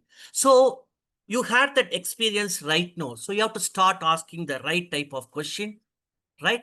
More importantly, I really wanted to tell these three are very, very critical in the growth mindset. Understanding growth mindset is one thing. Why growth mindset is another thing. But most important thing is you have to have that awareness. Am I demonstrating the right type of behaviors concerning growth mindset or not? You should have that awareness. Then you should be able to reflect and then reframe. Awareness, reflection, reframing, these three are the critical building blocks to embed growth mindset. I think you should not forget it in your lifetime. And I also want you to keep this in your journey of the entire Leap 3.4 across these 8 months. Awareness, reflection, and reframing. Only when you do this, you may be able to shift from stagnation to transformation. You will be able to move from unlocking your potential to unlocking the potential of others. Having said that, same thing. I also want you to model vulnerability. Yes, I don't know. Say that. I am open enough to listen to your suggestions, listen to your ideas. In fact, Jyoti was asking question, we gave 2 days. Only some leapers have provided that. Why not others? I think she asked that with care, with concern, and also with candor. All the 3 C's I was able to see in her expression. She's also a little bit, she's basically an empathetic person. She also said, today I happen to be little harsh, I can't, we have to, like that, right? So I could see the care at one side, concern, and also candor. So you have to be somewhat, at some point of time, you have to show your vulnerability as a leader, right? Okay. Now, friends, I really wanted to talk about what is excuse, which we have already said that. I give an example. I did not have time to study because I was too busy. This is what many people are saying. But really, I want to give the scenario. Python has been the talking point everywhere the last 4 or 5 years. If you don't know Python, I think it gets changed, Jyoti. I think you Suddenly. It has gone to the first slide. Yeah, That's I what. think Oh, it is the Python snake, I think. Suddenly. Huh? Okay. yeah, you can put it in the presentation again. Yes.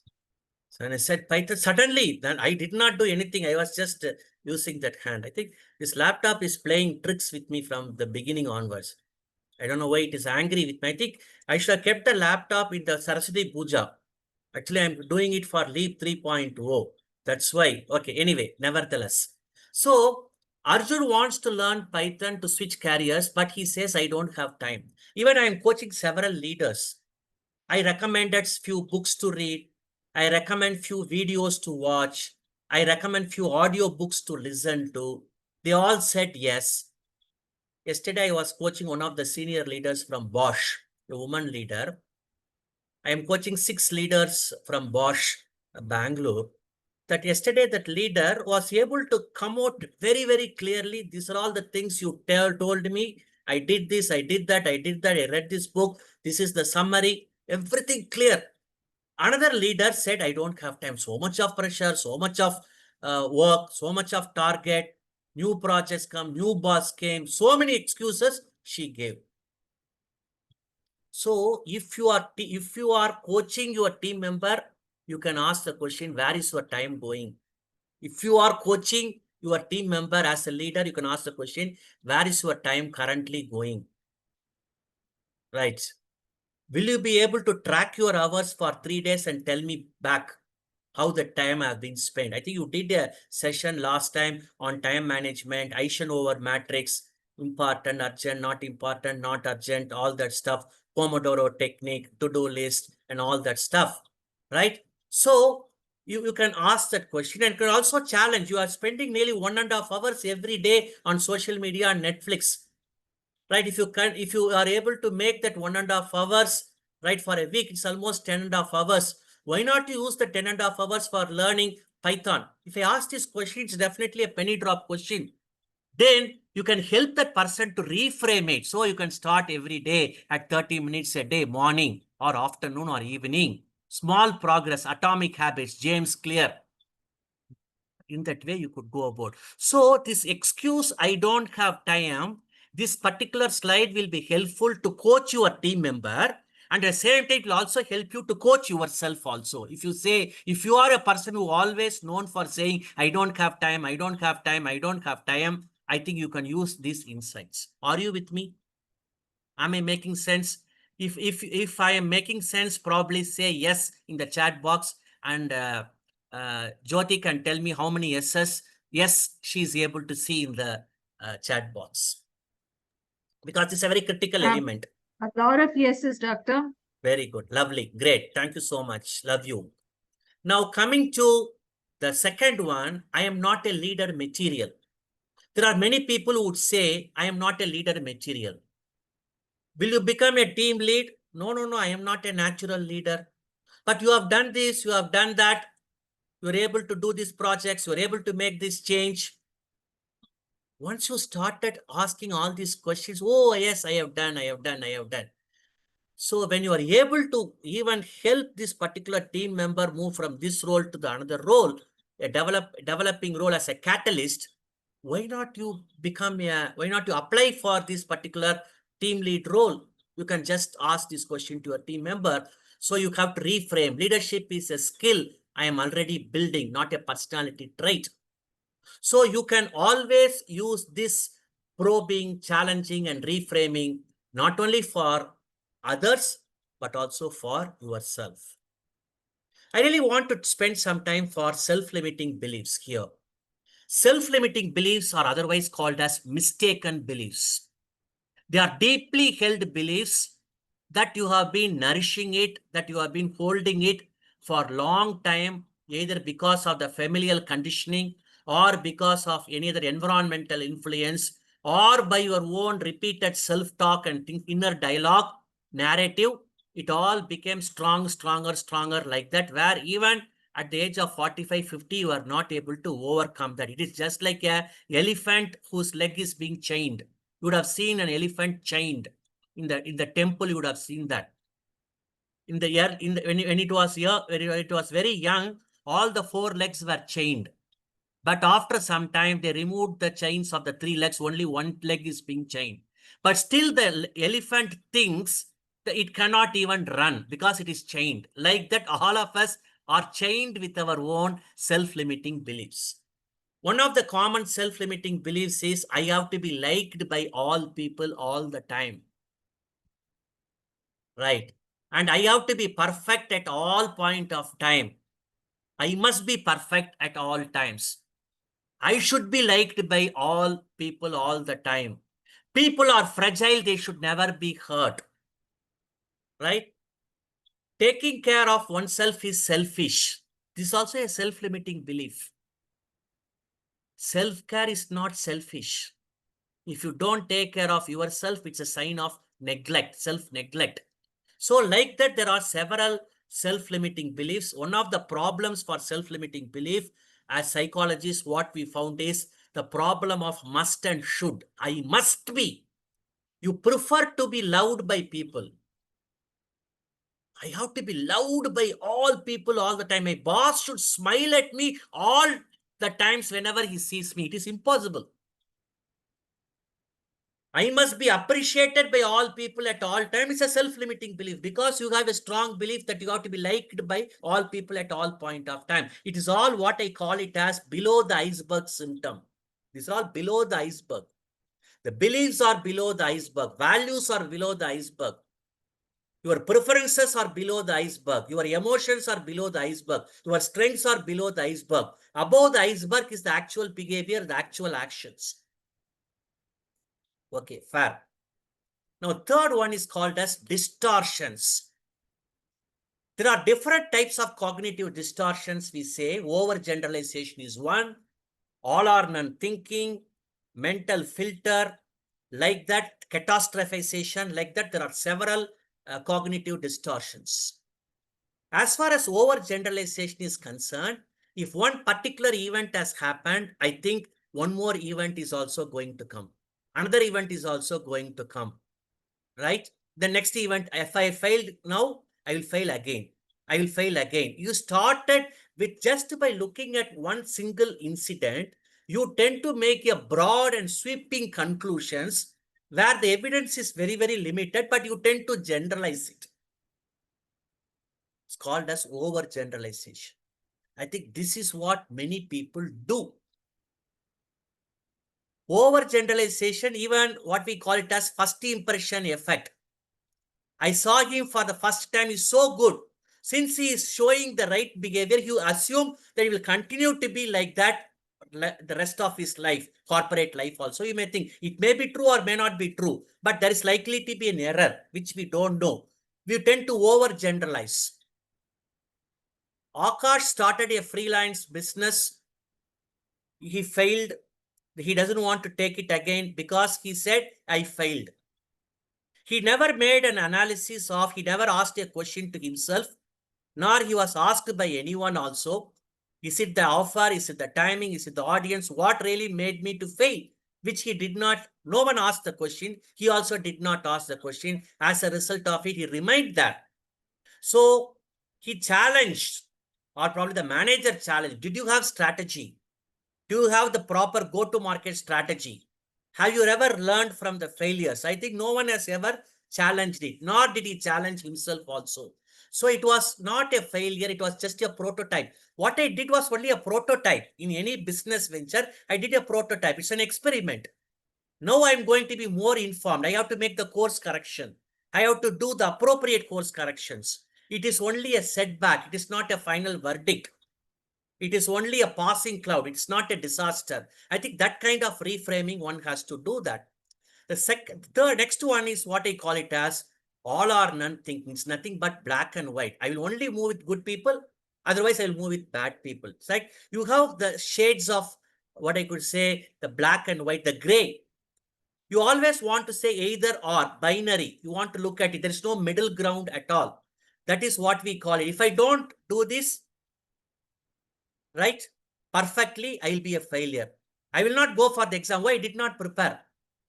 So this kind of thing is what I call, if I have to go for exam, I should have a perfect preparation. It is not possible. You can't have perfect perfection anytime in your life. It is only an ideal. Brilliant example.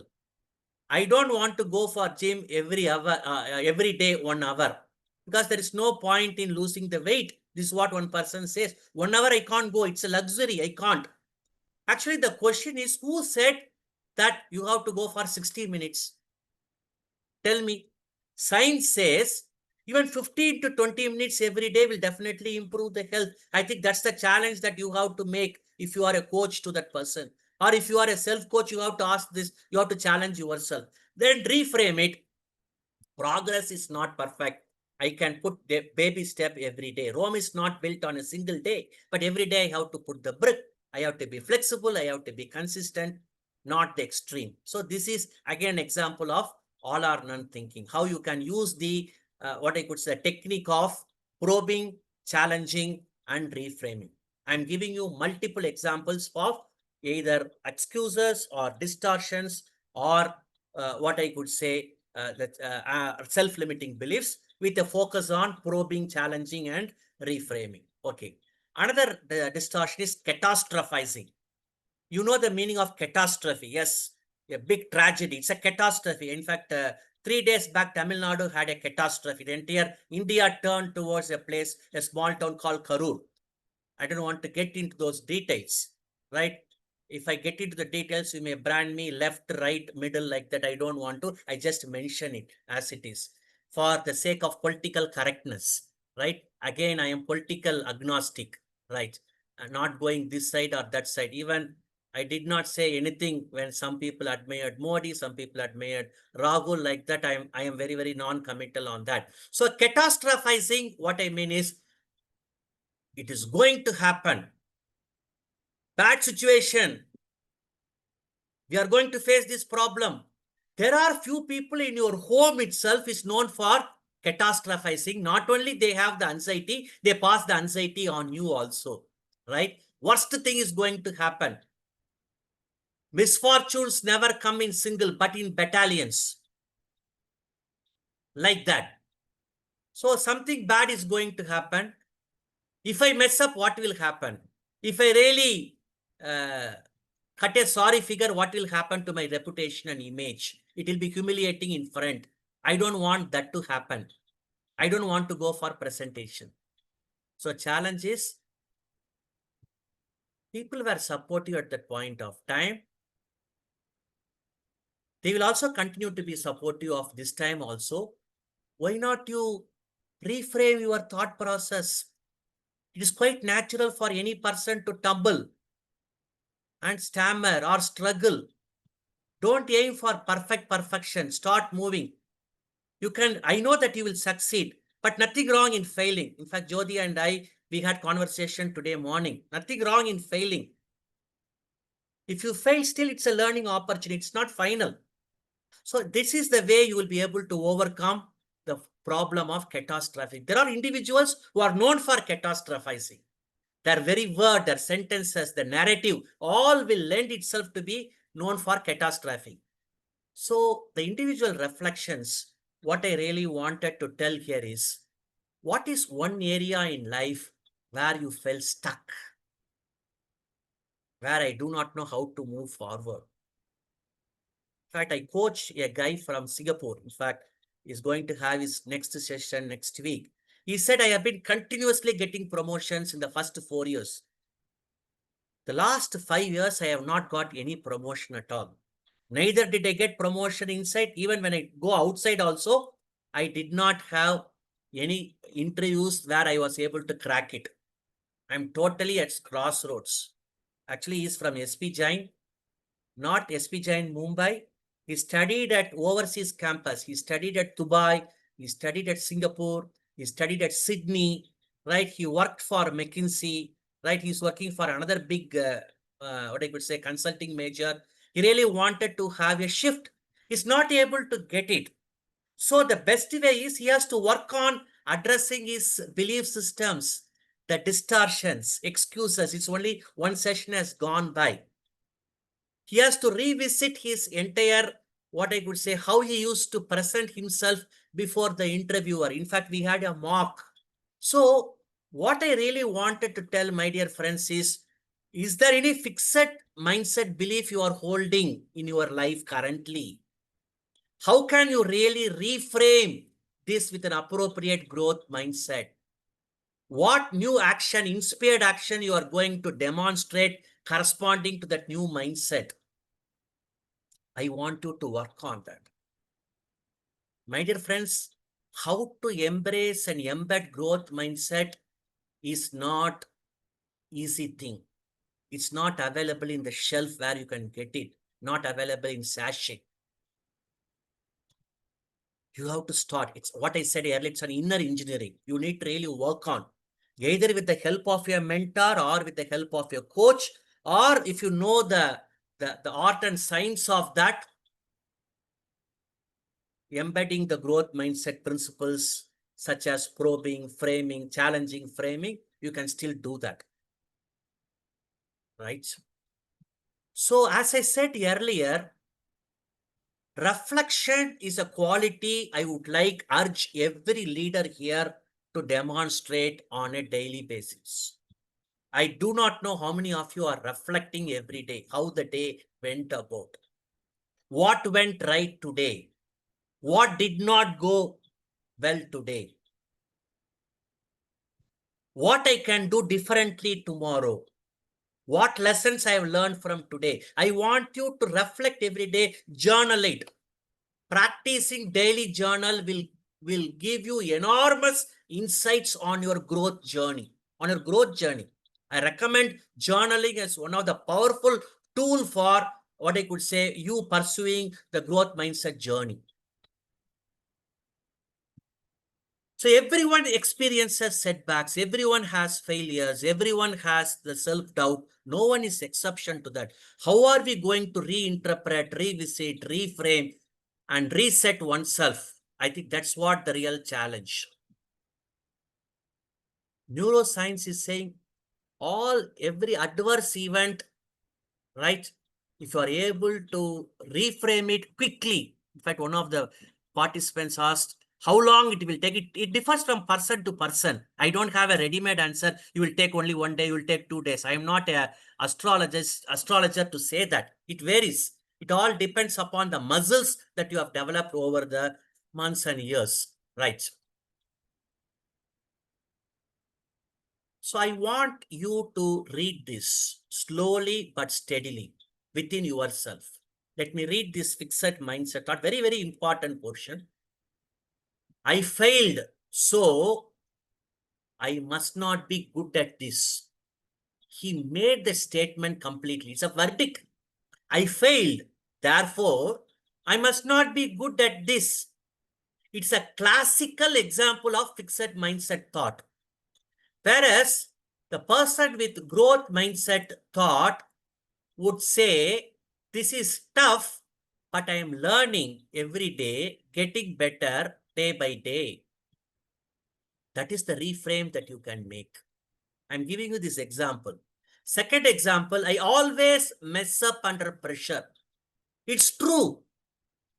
When you are under pressure, you demonstrate different behavior. When you are at normal, you demonstrate another behavior.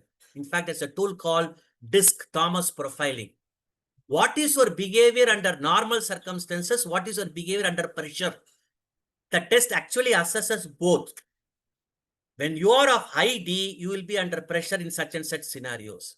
When you have high influencing, you will demonstrate this like that. So if you have the growth reframe, every time I try, I become more comfortable with pressure. When I drove for the first time in the four-wheeler, I was jittery when I see the vehicle going opposite, this side, that side, sideways. But over a period of time, after 1 week, after 10 days, after 15 days, after 1 month, 2 months, I have that effortless confidence. I'm able to go so seamlessly. I was able to overcome that. I had that pressure when I had to drive all alone. You could remember and recollect your first experience when you were driving the car all alone immediately after you got the learner's license. What kind of feeling you had? I want you to recollect and reminisce at this point of time. You are so keen to come back to your home and park the car and then, I have done this job. I don't know, only tomorrow only, like that. Slowly, steadily, you are able to overcome that. You have become an ace driver. You are passionate about driving now. Just give you an example. So you are reframed completely. Then third one is, I am just not creative. Creativity does not come at the birth. You have to keep on developing, practicing, right? Practice. You have to rewrite your entire story using this reframe format. Small activity. Think of, in fact, I want every one of you to write it in your chat box. Think of one thing you believe you cannot do.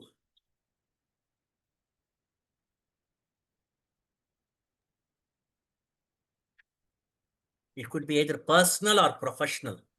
Do you want me to read it, Dr. Sabesan? Is it visible, or think of one thing you believe you cannot? Is the slide visible? Yes, yes. That's all. And they have to write it in the chat box. That's all. Yes. So Sujit and Rupa says driving. Bharadwaj says becoming American president. Wow. Sharat says managing time effectively. Sharanya driving or dancing. Swimming, Aditya, swim. Oh, okay. Lata flying. Shilpa dancing. Nitin always thought he's bad at numbers and data analysis. Pradyumna fasting. Srinidhi reducing screen time. Adrian playing electric guitar, having a structured day, publishing regular article. I'm not going to read out the names because it's getting a little late. I can anything with practice. Swimming or driving, dancing and acting, fix my allergies, bungee jumping, start my own company. Jyoti, we can pause for a while. I think I listened to most of them, but I want you to add this one. Add the word yet. Whatever they have written, they should add the word yet. Supposing I say I cannot lead a team. Yet. I don't understand finance. Yet. Let them use the word yet along with whatever they have written. Have you all written the word yet? I think all of you. It's coming. It's coming. Yes. Okay, very good. Now, how do you feel when you added the word yet? Have you seen the shifting moment happened?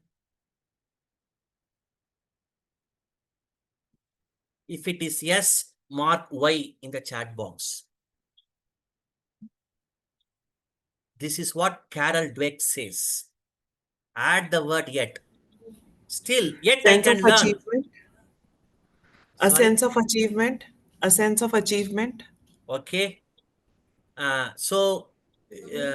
You expressed your feelings, or what do you actually say? Yes, the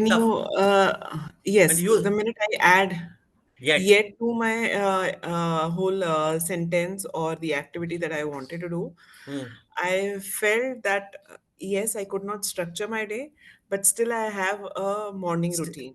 Exactly. Still I can do it. Yet I can do. Yes. I can do today evening. I missed morning walk. You Yet feel I more can do it in the evening. You feel more optimistic. Exactly. I think we should give, I think, very right word. You become very optimistic, very hopeful, very optimistic. Brilliant. I think this is the message. The confidence level. Confidence, right. I think very appropriate. Confidence, then assurance, reassurance, optimistic. I think these are all the Siamese cousins words. Brilliant. Fine. let me just move on. I really wanted to talk about the challenge, setback, or the trauma, or anything for that matter. You would have experienced it in your lifetime. No one would ever say, I have not experienced any challenge, I have not experienced any failure like that, right?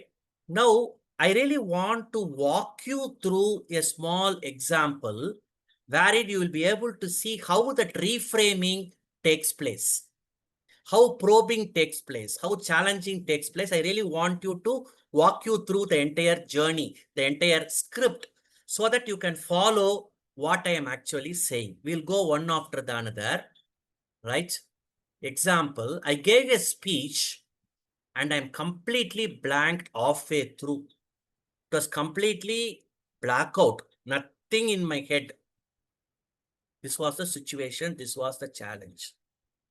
If you are of anybody is of that type, they will think, I will not venture it in my lifetime anymore.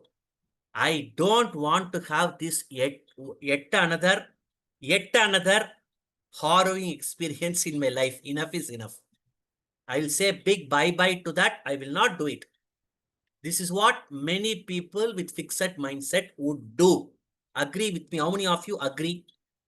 People with fixed mindset would always say, this is final. I don't want to enter into it at all. Why should I unnecessarily have one more experience?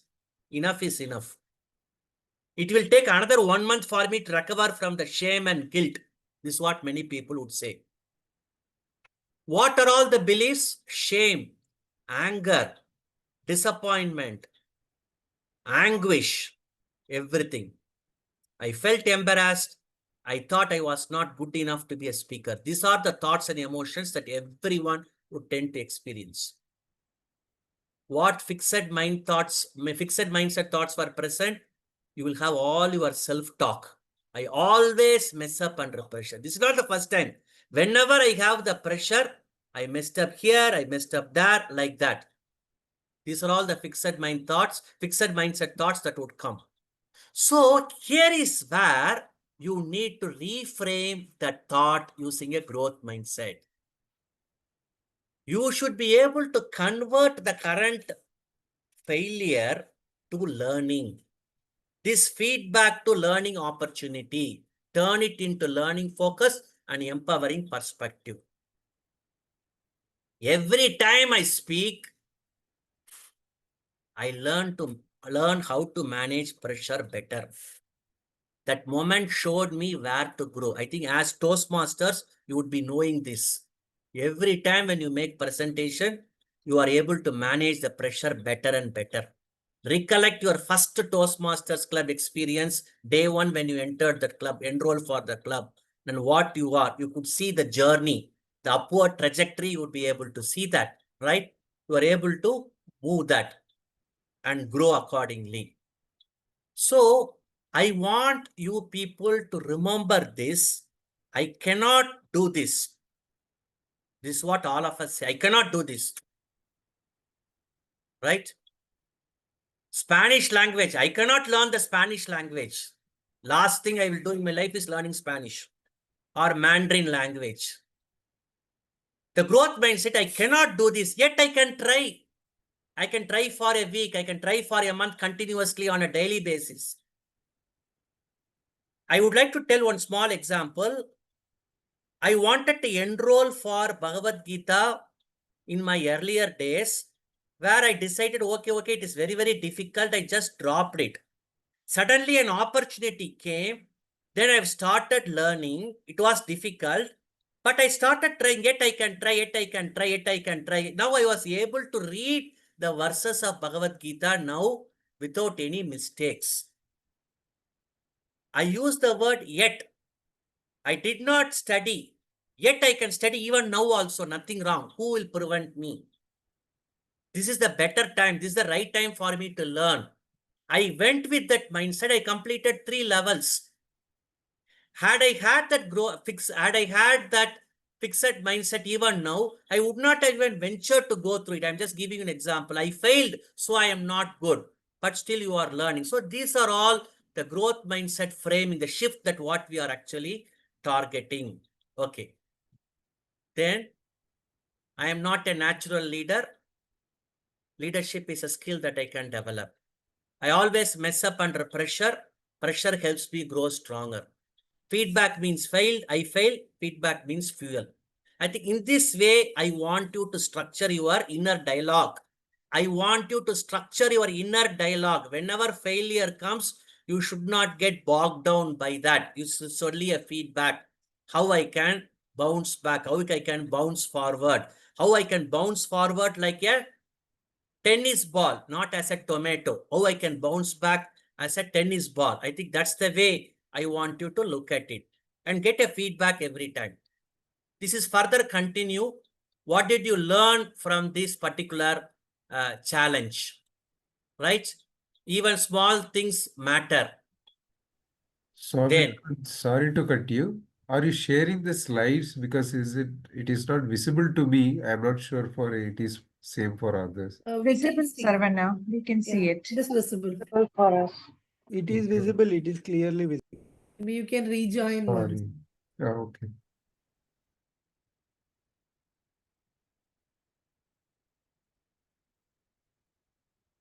So, as I said earlier, practice, practice, practice, practice. I think nothing. It's a first principle of growth is practice. The first principle of growth mindset is practice only. I'll practice with the timer. I will get feedback. Like that again and again. There's a question in the chat box, Dr. Please, Sabesan. please. And Pradyumna is asking, if two people give two contradictory points as feedback, who should we consider? So you have to ask for evidence. Evidence-based feedback. It's not just feedback, evidence-based feedback. Number one. Two, is it a constructive feedback or it's a feedback that really meant to demean that individual? You have to really look at it. When you are giving feedback, you have certain strategy, you have certain principle. You have to describe the behavior. You should also be able to tell what kind of changes that you expect him to demonstrate, and also give him the hope that the other person is capable of making that appropriate change. That is what we call it as the feedback principles. Is the person who gives feedback, does he follow the real effective feedback principles? That we have to understand first. Is it born out of vengeance or vendetta, or is it really born out of real care and concern that he is concerned about my growth and development? I think we have to take it on a case-to-case basis, but we can't say a general answer for that. We have to look at who is giving that feedback that matters, and is he a well-wisher, and does he follow the correct feedback principles? All these three have to be understood before you take which one to follow. Any other question comes, Jyotika? Not yet. Okay, fine, fair enough. So, in this context, I really want to bring about a very, very important Okay, concept. sorry, doctor, there is a question. I'm so please, sorry. Please, no problem. How to decide a particular growth path is not for me? Srinidhi Hande is asking, how to decide that a particular growth path is not for me? If it is not giving the sense of fulfillment at the end of the day, then she should decide this is not that she's cut for. In this context, I really want to bring the Ikigai concept here. What you are best at, what do you like most, what the world needs, what you can be paid for, right? If it's not my cup of tea, like I see there are many people who go by what others say. They join engineering because engineering is what is required. They join computer engineering because IA everything.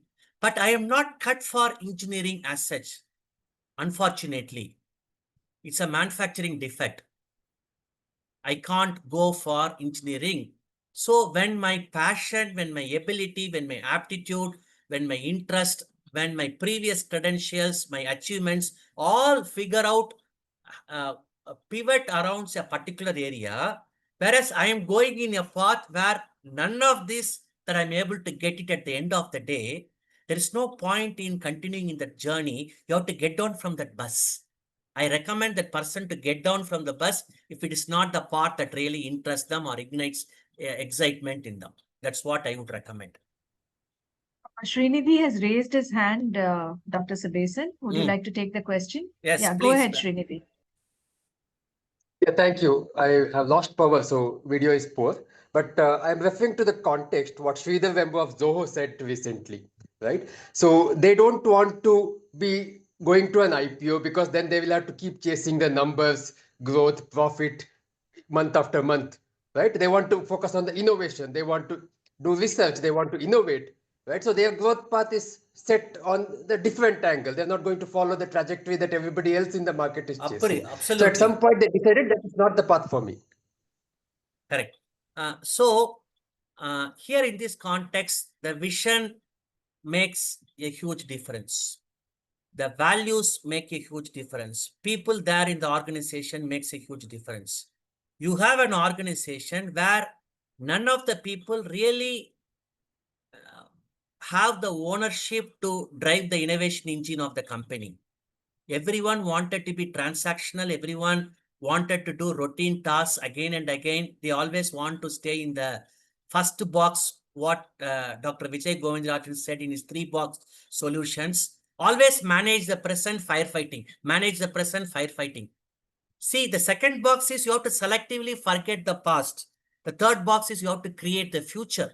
When you are all the time in managing the present and forget box 2 and box 3, definitely organization will not have be known for innovation at all. So if the organization has to be seen as an innovation enterprise, it has to spend a lot of time in the third box, creating future. Future is not what you do tomorrow. Future is what you do today for tomorrow. So you need to start spending at hour called innovation hour. Every day you have to give that hour of innovation hour. Every employee can choose his innovation hour across the organization. And no one should be able to disturb and then start working on. But that person should have a passion for innovation. That is very important. You should be able to have the strategic thinking. You should be able to have the big picture thinking, orientation.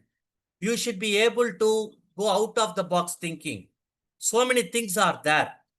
So we don't have a particular answer for that.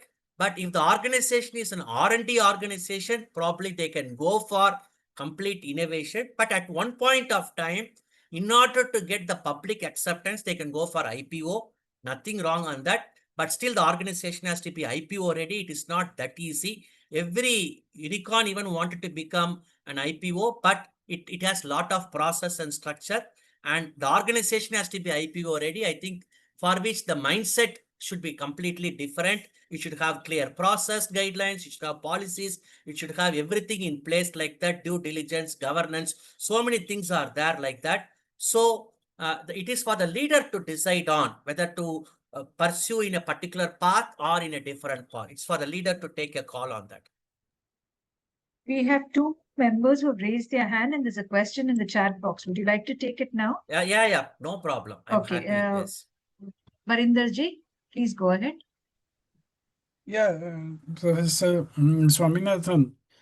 See, I find your views contradictory to what you said earlier regarding the growth mindset and to choose a path to follow or not.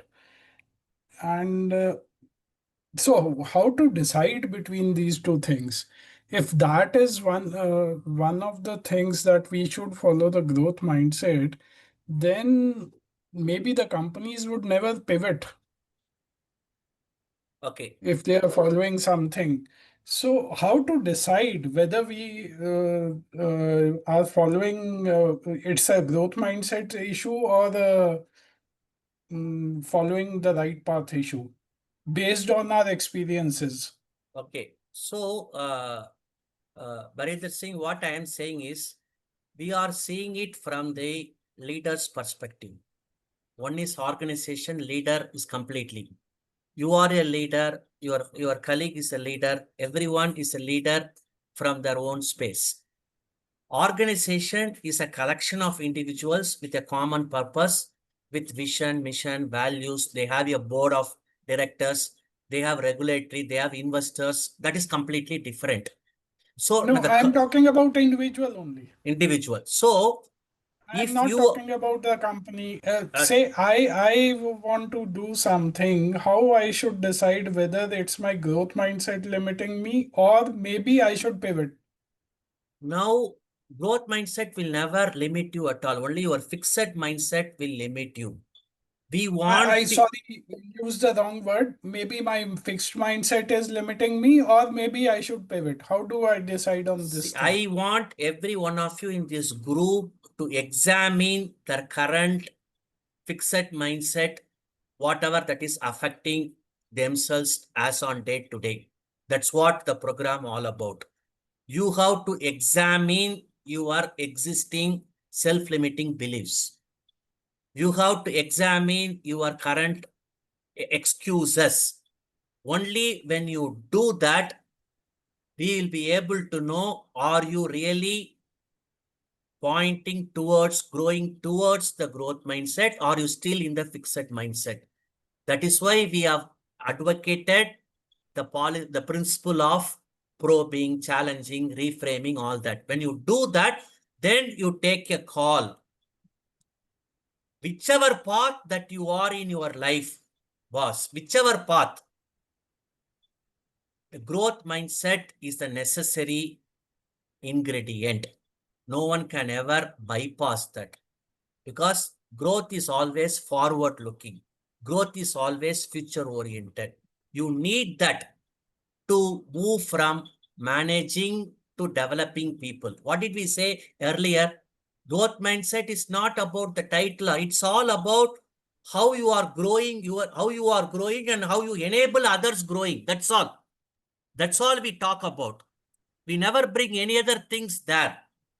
In that, when in the path of continuing your journey or as a leader, there might be some impediments. With the help of growth mindset, you should not get bogged down. You should be able to overcome all challenges. You should be able to overcome all setbacks and then start moving. So Jyotiji, I think I can't take any more questions now at this point of time. Still few Okay. more slides to go about, because All let me right. complete the slides, and because I don't want to do it incomplete kind of. So you have to write that growth mindset affirmations, which I'm going to share with you now. The growth mindset affirmations are this. But before that, I said about awareness, reflection.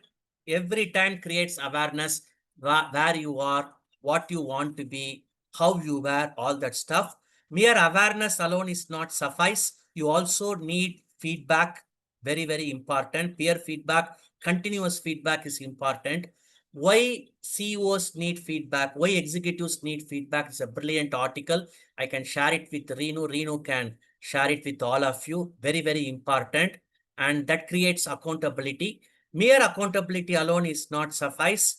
You also should be able to pronounce your goal openly in front of all. That is what we call it as public commitment you need to make. And I also want you to listen to other people's struggles, other people's stories also. Thereby you'll be able to normalize. You are not the only person who have the struggle. Others also have it. You can also, when they have overcome, where they have overcome, you can also overcome that. So I really wanted to talk about the importance of affirmations. Many people use these affirmations, particularly in the law of attraction. If they believe it, they use affirmations. Even the self-affirmations are very, very important for people to embed growth mindset on a daily basis. And that will even help people to rewire their limiting beliefs. It will help them to build resilience and also have that forward-oriented thinking. Now I'm going to share with you a set of affirmations. I can learn anything I set my mind to. I am work in progress. I embrace the process of learning, not just the outcome. Failure is the opposite of success. Failure is not the opposite of success, it's a part of success. Every mistake teaches me something valuable. So these are all some of the self-affirmations. I want you to pick up your favorite. keep that at the vantage place. Start looking at it on a daily basis, even hourly basis. Whenever you happen to, it should be in your immediate vicinity. I'm also giving you a few more affirmations. Discomfort is a sign that I'm growing, right? I don't have to be perfect. I have to be persistent. I have not mastered it yet, but I will. I replace I cannot with I am learning how. I want you to pick up at least one or two from the list of self-affirmations. Keep it as a poster, have it, see it every day. You could see growth mindset slowly start, what I could say, evolving, emerging, expanding, 100%. I have seen it with several leaders whom I have coached. Not they don't have growth mindset, they have higher growth mindset, better growth mindset, unlike what they were earlier. So these are all some of the action ideas. I really want you to repeat the 3 to 5 affirmations either in the morning or in the afternoon or in the evening. These are all the action ideas from this particular session. The beginning of the session, I said, why growth mindset, what growth mindset, how to embed growth mindset. I'm telling these action ideas here, right? Daily repetition. Even we have what we call it as HRCM affirmations, health affirmations, relationship affirmations, career affirmations, money affirmations. Like that, you can repeat self-affirmations concerning growth mindset. Journaling. I spoke about journaling. I spoke about sticky notes. You can use it.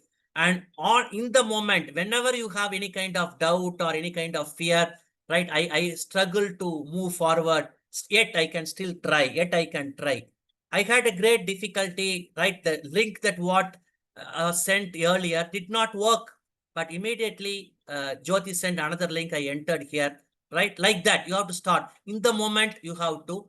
So as far as Toastmasters are concerned, you can use that. I'm growing every time I speak. I think that's an affirmation you can always help. Feedback helps me become a better communicator. As far as I also given you a self-coaching worksheet exclusively I have prepared for all of you, right? I want you to refer to that workbook, post this session and go through that. Either you can coach yourself beginning, get the nuts and bolts, have that grip and grasp over that. Once you are thorough with that, you can start coaching your team members also. That's a very good, what I could self-coaching worksheet. You can come out with as many templates as possible, keeping that ideas in mind. And it's all to help you overcome the excuses, overcome the self-limiting beliefs, overcome the cognitive distortions, whatever that I have said regarding the growth mindset. Ladies and gentlemen, my commitment to the entire laypers, I am available offline, coaching, mentoring, support to all of you. 24/7, meaning when I get the WhatsApp, you'll be able to get the message from me in 4 hours, 5 hours maximum, right? And reach me in my WhatsApp number I have just given. And I'll be ready to offer this not only for this 8 months, even beyond that, I'm available to help, because I've come to the stage of life where I'm giving my entire time for furthering what I could say the talent development and also fostering employee well-being. So I'm making this public commitment to every leapers here. With this note, thank you very much, my dear friends, ladies and gentlemen. Just have a watch over your watch. What's the time now? 8:30. 9:30, yes. Yes. That's what we planned for. I reached the destination in time. Yes. Thank you, Dr. Sabesan. There are 2 questions in the chat box. Would you like to take them now? Yes. No problem. All right. Nitin asks, when you say that any ability can be developed through effort and learning, does it mean that aptitude or talent is just a mind block? So that's the first question. And the second is, my second question is, how do you find the flow or ikigai in your life? Okay. So aptitude, ability, and talent are different in the term of construct as a whole. Aptitude is an inborn potential. Ability is your aptitude plus effort is equal to ability. I have an aptitude for music. I'm a bathroom singer. But if I'm given a proper trainer, this aptitude with effort, it will become I become an A singer. Right. But whereas the growth mindset basically says, don't come to a conclusion that Just because you don't have an aptitude does not mean that you will not learn. You will not grow. Don't think like that. What is required is persistence. What is required is perseverance. What is required is continuous effort. Use the feedback. Stretch yourself. Go beyond your comfort zone. Seek developmental experience. Seek heat experience. Seek heat experience. And once you start doing, yourself would see an evolution in you. Become the 2.0. Your future self will thank you what you have done earlier. So I think that's the way growth mindset always operates. Don't come to a conclusion, I have a less aptitude on that, I will not in that way. The Carol Dweck has completely made a paradigm shift from the concept of intelligence, aptitude. He did not take all those things. Efforts, persistence, and perseverance. That is what Angela Duckworth calls it as grit, passion, and perseverance. If you have that, you can achieve pinnacles of greatness and glory. Then second question is Ikigai. Can you repeat that question? How do you find the flow for Ikigai in your life? Asking my life as such. About me, you are asking? No, in no. general, in general, anybody, Personally, any the person. person is asking. Yeah. Yes. So the Ikigai, I believe it has to be from the early age. I'm not saying at the age of 5 or 6. I think too young to do that. Probably around 15 years or 20 years or 25 years. Once the person is able to have a very, very clear understanding of that, what I am best at, what I like most, put that laundry list. Don't come to any conclusion, I'll only do this, do that. Let me just put my hand on several places. Actually, in the beginning, even if I give my own example, 30 years back, I thought I'm only cut for teaching. But later I realized I can be a good coach, I can be a good mentor, I can be a good author, I can be a good researcher, I can be a good reviewer, I can be a good YouTuber, I can also be a good facilitator, right? I can also be a commentator, like that, which I have learned over a period of time. But my intent is I keep my options open, and I always, what I could say, seize the opportunity, create the opportunity, and then seize the opportunity. Create the opportunity and seize the opportunity. Harvest the opportunity. I think we should have that kind of mindset. I don't want to be completely only as a professor. No. I wanted to have a taste of how corporate worked upon. I had 16 years there in corporate, again 16 years in academia. I know both sides of that intimately. What works well, what does not work well. I did not even stop with that. I tried many things also beyond that. But no one told me do this, do that. I did it on my own, out of my own interest, out of my own volition. It's all through networking, by connecting to people. Learn from the seniors, learn from the leaders. I think that kind of exposure, I got it. I'm so thankful to the universe for making this happen. Nothing is planned for me. It's all happening. I never knew 4 months back on 1st of October, I will be with all leapers. I did not know. I take that as time comes. Even today morning, we had one conversation where we'll have a different topic, which we are going to have it subsequently. Yes, I answered the question long. Yeah. So I think the Johari window also is a great tool, I think, Yes, Dr. yes. Sabesan. Absolutely, For them absolutely. to understand their the blind spot. Yeah. Yes, there are several tools that are available. Johari window, open self, private self, hidden self, unknown self, all are there. For want of time, I did not go and talk about all models and tools All like right. that. Yes. So the next question is from Bhavana. She says there may be priorities that currently occupies our question. On that note, we may not immediately take up new leadership opportunity. I don't think it is a fixed mindset there, but we delay it for a good reason. What's your view on that? Is there any way to win in that situation without burning ourselves? It is an excuse. It is an excuse. You externalize. You think that the appropriate moment has not dawned. I think there is no, it will not come in a proper, tangible, concrete form. Yes, the time has come now. Please take me. Nothing will come. You have to prioritize. Eisenhower matrix. You have to prioritize. If the new leadership role or opportunity excite you, you grab it. If it is not exciting you, you always postpone it. Simple. It's all in your mind. You come out with excuses. I will do it later. I will do sometime next year, like that. No. This is mission critical. I have to. I think it should be a compelling desire, Jyoti. That's what I'm saying. The desire should be compelling. Or you have to create a sense of urgency around you. You have to create a sense of urgency. I think that was also highlighted in the last session, the sense of urgency, understand the pain or gain. Yes, absolutely. People hesitate to go for walk. But if the doctor says you are likely to have cardiac arrest in another month if you don't go for walk, immediately people will start going for walk the next day. Same principle applies here also. Many New Year affirmations don't work because the wish and desire is not compelling. It's only for 1 week. Again, it will come on Valentine's Day, 14th February. Okay. People go for new Nikes and all that stuff. Yes. Okay.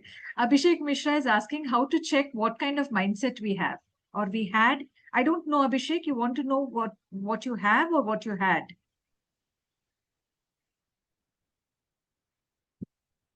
I don't know if Abhishek is around, but let's take it as what we had. Already we have shared a tool with them and probably let them have a conversation. If you have a conversation with coach like that, in probably in next 4 minutes or 5 minutes, we'll be able to understand whether you have a victor mindset or victim mindset. We'll be able to easily understand that scarcity mindset or abundant mindset. Your language, your inner narrative, everything, you'll be able to know about it within 5 minutes. The inner narratives. It will get reflected in your articulation and expression. Right. So I think, Abhishek, you please have to go back to your reading material and that will probably help you. So thank you very much for the questions. Dr. Sabesan, would you like to give closing remarks? Yes. Dear friends, really enjoyed engaging with you. Though we had initial hiccups, but still we were able to manage time and then what I could say, follow the time principles perfectly. I would like to urge you to go through the entire workbook, whatever that we have given. Please take every statement. We put lot of efforts and in fact, last 15 days, we have prepared this particular workbook. Go through that, complete the entire workbook and probably share your concerns, your difficulties and challenges. I'm more than happy to answer and resolve it. Have a great evening and look forward to see you very soon. Thank you so much and all the best. Happy Vijayadashmi greetings to every one of you. Thank you so much. Thank you very much. And I'd now like to hand over the session to Darren before I close the meeting. Dr. Sabesan, request you to please stop sharing your screen so that we can see everyone. Want me to stop sharing? Sharing the screen, yes. I will.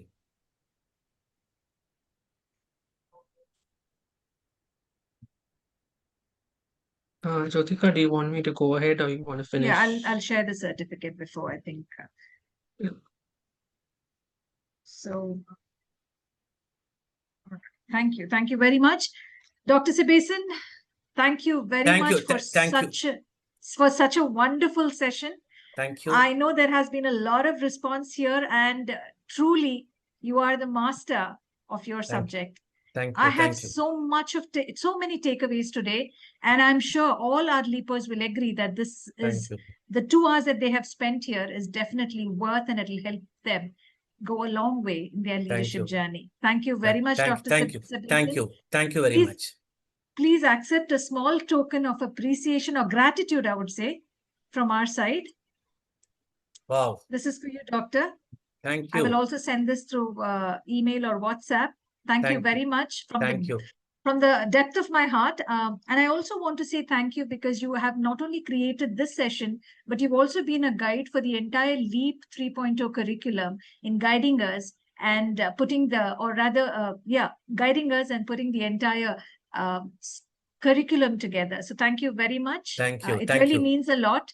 And there's so much to learn and take away from your knowledge. Thank you very much. Thank you so much. Let's give Dr. Sabesan a huge round of applause because it's not only this session, he has his contribution in each and every session that we have gone through or we will be going through in the future. Thank you very much. Thank you. Thank you very much. Thank you. So I'll just take permission to leave all of you. And probably since I have one coaching session I have slated for 10 o'clock, I have to All for right. because a different client from other country. Let me just We'll step take a out. picture, doctor, before you leave. Okay, Let's no just take a problem. picture. Shall I come in the video? Yes, yes, if you can switch on. Yeah, thank you. All right, everybody, say cheese and smile because I'm clicking your photo in 3, 2, 1. All right, so this is the first screen.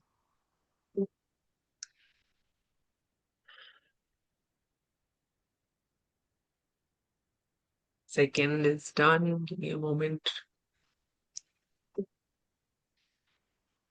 All right, this is the last screen, so keep smiling. Thank you. Thank you very much. Thank you. So I have already expressed my heartfelt gratitude to you, Dr. Sabesan, Thank and you, we would madam. also you will be coming back again for the next session as well, not the one next week, the week after that. And we look Definitely. forward to another wonderful session from you. Thank you very much Thank for you. adding value and enriching the lives Thank of you. our leapers. Thank you so much. Thank you. Thank you. Thank you. Thank you. Yes. I'll now hand over the stage or the screen to Daryl Rodrigues to complete the rest of the session. So over to you, Daryl.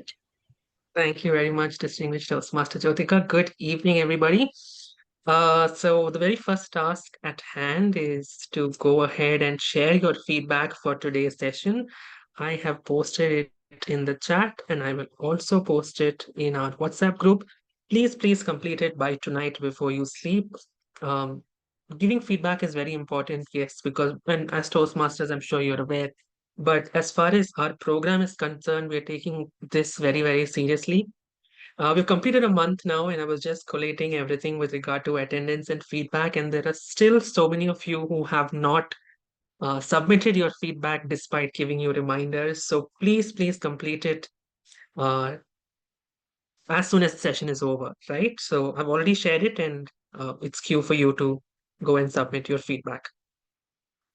Let me now share my screen and walk you through what lies ahead for this first week of October. So now that session 5 is completed, the next task for you is to complete the post-session assignment and submit it to your mentors by the 5th of October. That's coming Sunday, right? So you have 3-4 days to work on it. There are about 10 tasks that are outlined in that, and let me quickly walk you through what you have to do. The first one is where you reflect on a past leadership experience. It could be in Toastmasters or otherwise as well, where you faced a difficult situation, right? Any challenges that you faced, reflect on it. And now that you are building or developing the growth mindset, how could you have approached it in a different way? So that's task number 1, where you need to reflect and jot down your reflections. The second is the leadership identity reflection. So you can probably take what kind of a leader do you want to become? What mindset will help you? So note down that and probably come up with a statement that defines or identifies you as a leader. So that's task number 2. Task number 3 is the what if I could exercise. So there is and you can reflect on your Toastmasters leadership journey or in general in your professional career, right? List 3 things that you would have avoided um, because you thought you weren't ready, you weren't good enough, you weren't capable for it, and then reframe it. We spoke about limiting belief today. Dr. Sabesan spoke about a limiting belief. So what limited that belief, and how can you reframe it if you had a growth mindset? What step would you take to change it or motivate you to change it? So that's what you do as part of task 3. Task 4 is your uh, feedback reframing journal. So reflect on probably the last piece of advice or feedback that you received. What was your initial response? How did you respond when to the person that gave you the feedback? Um, with a growth mindset, how would it be, different? What would you extract and apply as far as that feedback is concerned? So that's task number 4, your feedback reframing journal. You could also reach out to that person who gave you the feedback and thank them, for building leadership humility in you. The next one is a month activity, a monthly mindset tracker. So, what challenge are you facing, and how would you transform your mindset from a fixed mindset to a growth mindset? So, note it down, the challenge that you're facing, your initial thought, and how you could apply a growth mindset there, the action that you took. So, you can apply this, do this for the 1 week and submit it to your mentor, but do it on a regular basis as well for the next 4 weeks. And hey, make it a habit, continue it um, forever. Task number 6 is where you write a letter to yourself, your future yourself. Say 6 months from now, what letter would you want, to write to your future leader, the future leader in you? What do you want to achieve? Uh, do you want to encourage yourself? What do you want to remind yourself? So write a short letter to yourself, and this activity shouldn't actually end with that. You should work towards it, right? So that's also important. Don't just do the assignments for the sake of it. Do it as a practice. Make it a habit, and I'm sure you'll see the difference in yourself as you build that leader. Moving on to task number 7, that is the pathway to progress map. So probably you can visualize your Toastmasters journey, how you started, what were the challenges you faced, what were the learnings, the outcomes, the milestones, where are you now, and what future challenges do you observe? What steps can you take? You can also encourage your visualized journey by through different self affirmations. So that's task number 7. Moving on to task number 8 is weekly growth pause. So there are a few questions here that Renu and Dr. Sabesan have given you. At the end of each week, in each month, you have to ask yourself, take a pause, reflect on what are the challenges you faced, what did you learn, how did you respond, and what can you do differently? And again, it's not just for this week. You can journal it regularly, do it every week, make it a habit, and it will this pause that you take to reflect will definitely make a huge difference. The next one is your growth mindset in action plan. So create a mindset application plan. There is a sample one as well in your workbook. It could be in different areas, be it leadership, speaking, mentoring, feedback. So what is the growth opportunity that you see, and the mindset strategy that you want to apply? What kind of a support that you need with regard to your mindset, and build a timeline as well. So take different areas, not necessarily the ones that are given there. Even if you have different aspects that you indulge your life in, then go ahead and choose that. And the last one is self affirmations and reminders. So probably start by writing 3 affirmations that you will use in this month or this week to build a growth mindset. Right. So these are the 10 tasks that you have to do. You have 5 days, 4 days as well to work on it. So utilize the time well, reflect on all that you have gone through so far, and make the most out of this by working on this assignment. I hope you're good as of now and not too overwhelmed. The next one are reminders, like how I usually give it to you at the end of every session. So what you learned today, post them as reflections on your LinkedIn profile, or even document it, and do it as early as possible so the thoughts are fresh in your mind. Follow Leap 3.0 on social media, Instagram, LinkedIn, and YouTube. Go ahead, appreciate our trainers, as we also, as a team, Leap 3.0 team, share our reflections. You can go ahead and appreciate our trainers. I've already reminded you about the feedback form, so please fill it in by tonight. Our Leap Chat has also mentioned about the questions for the panel discussion, which is to be conducted on October 8th. Please fill in those 2 questions that you have by today.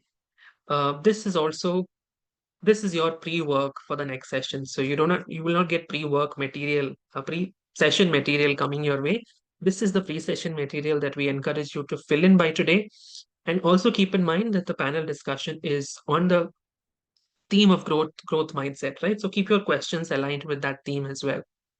Pathways Mentor Program, I know I've already mentioned it, but last week we had done a poll, and some of you have committed to completing it during the next weekend. So if you have already completed it, please go and change your answer. And if you have not, then please keep a deadline of Friday and finish the first task.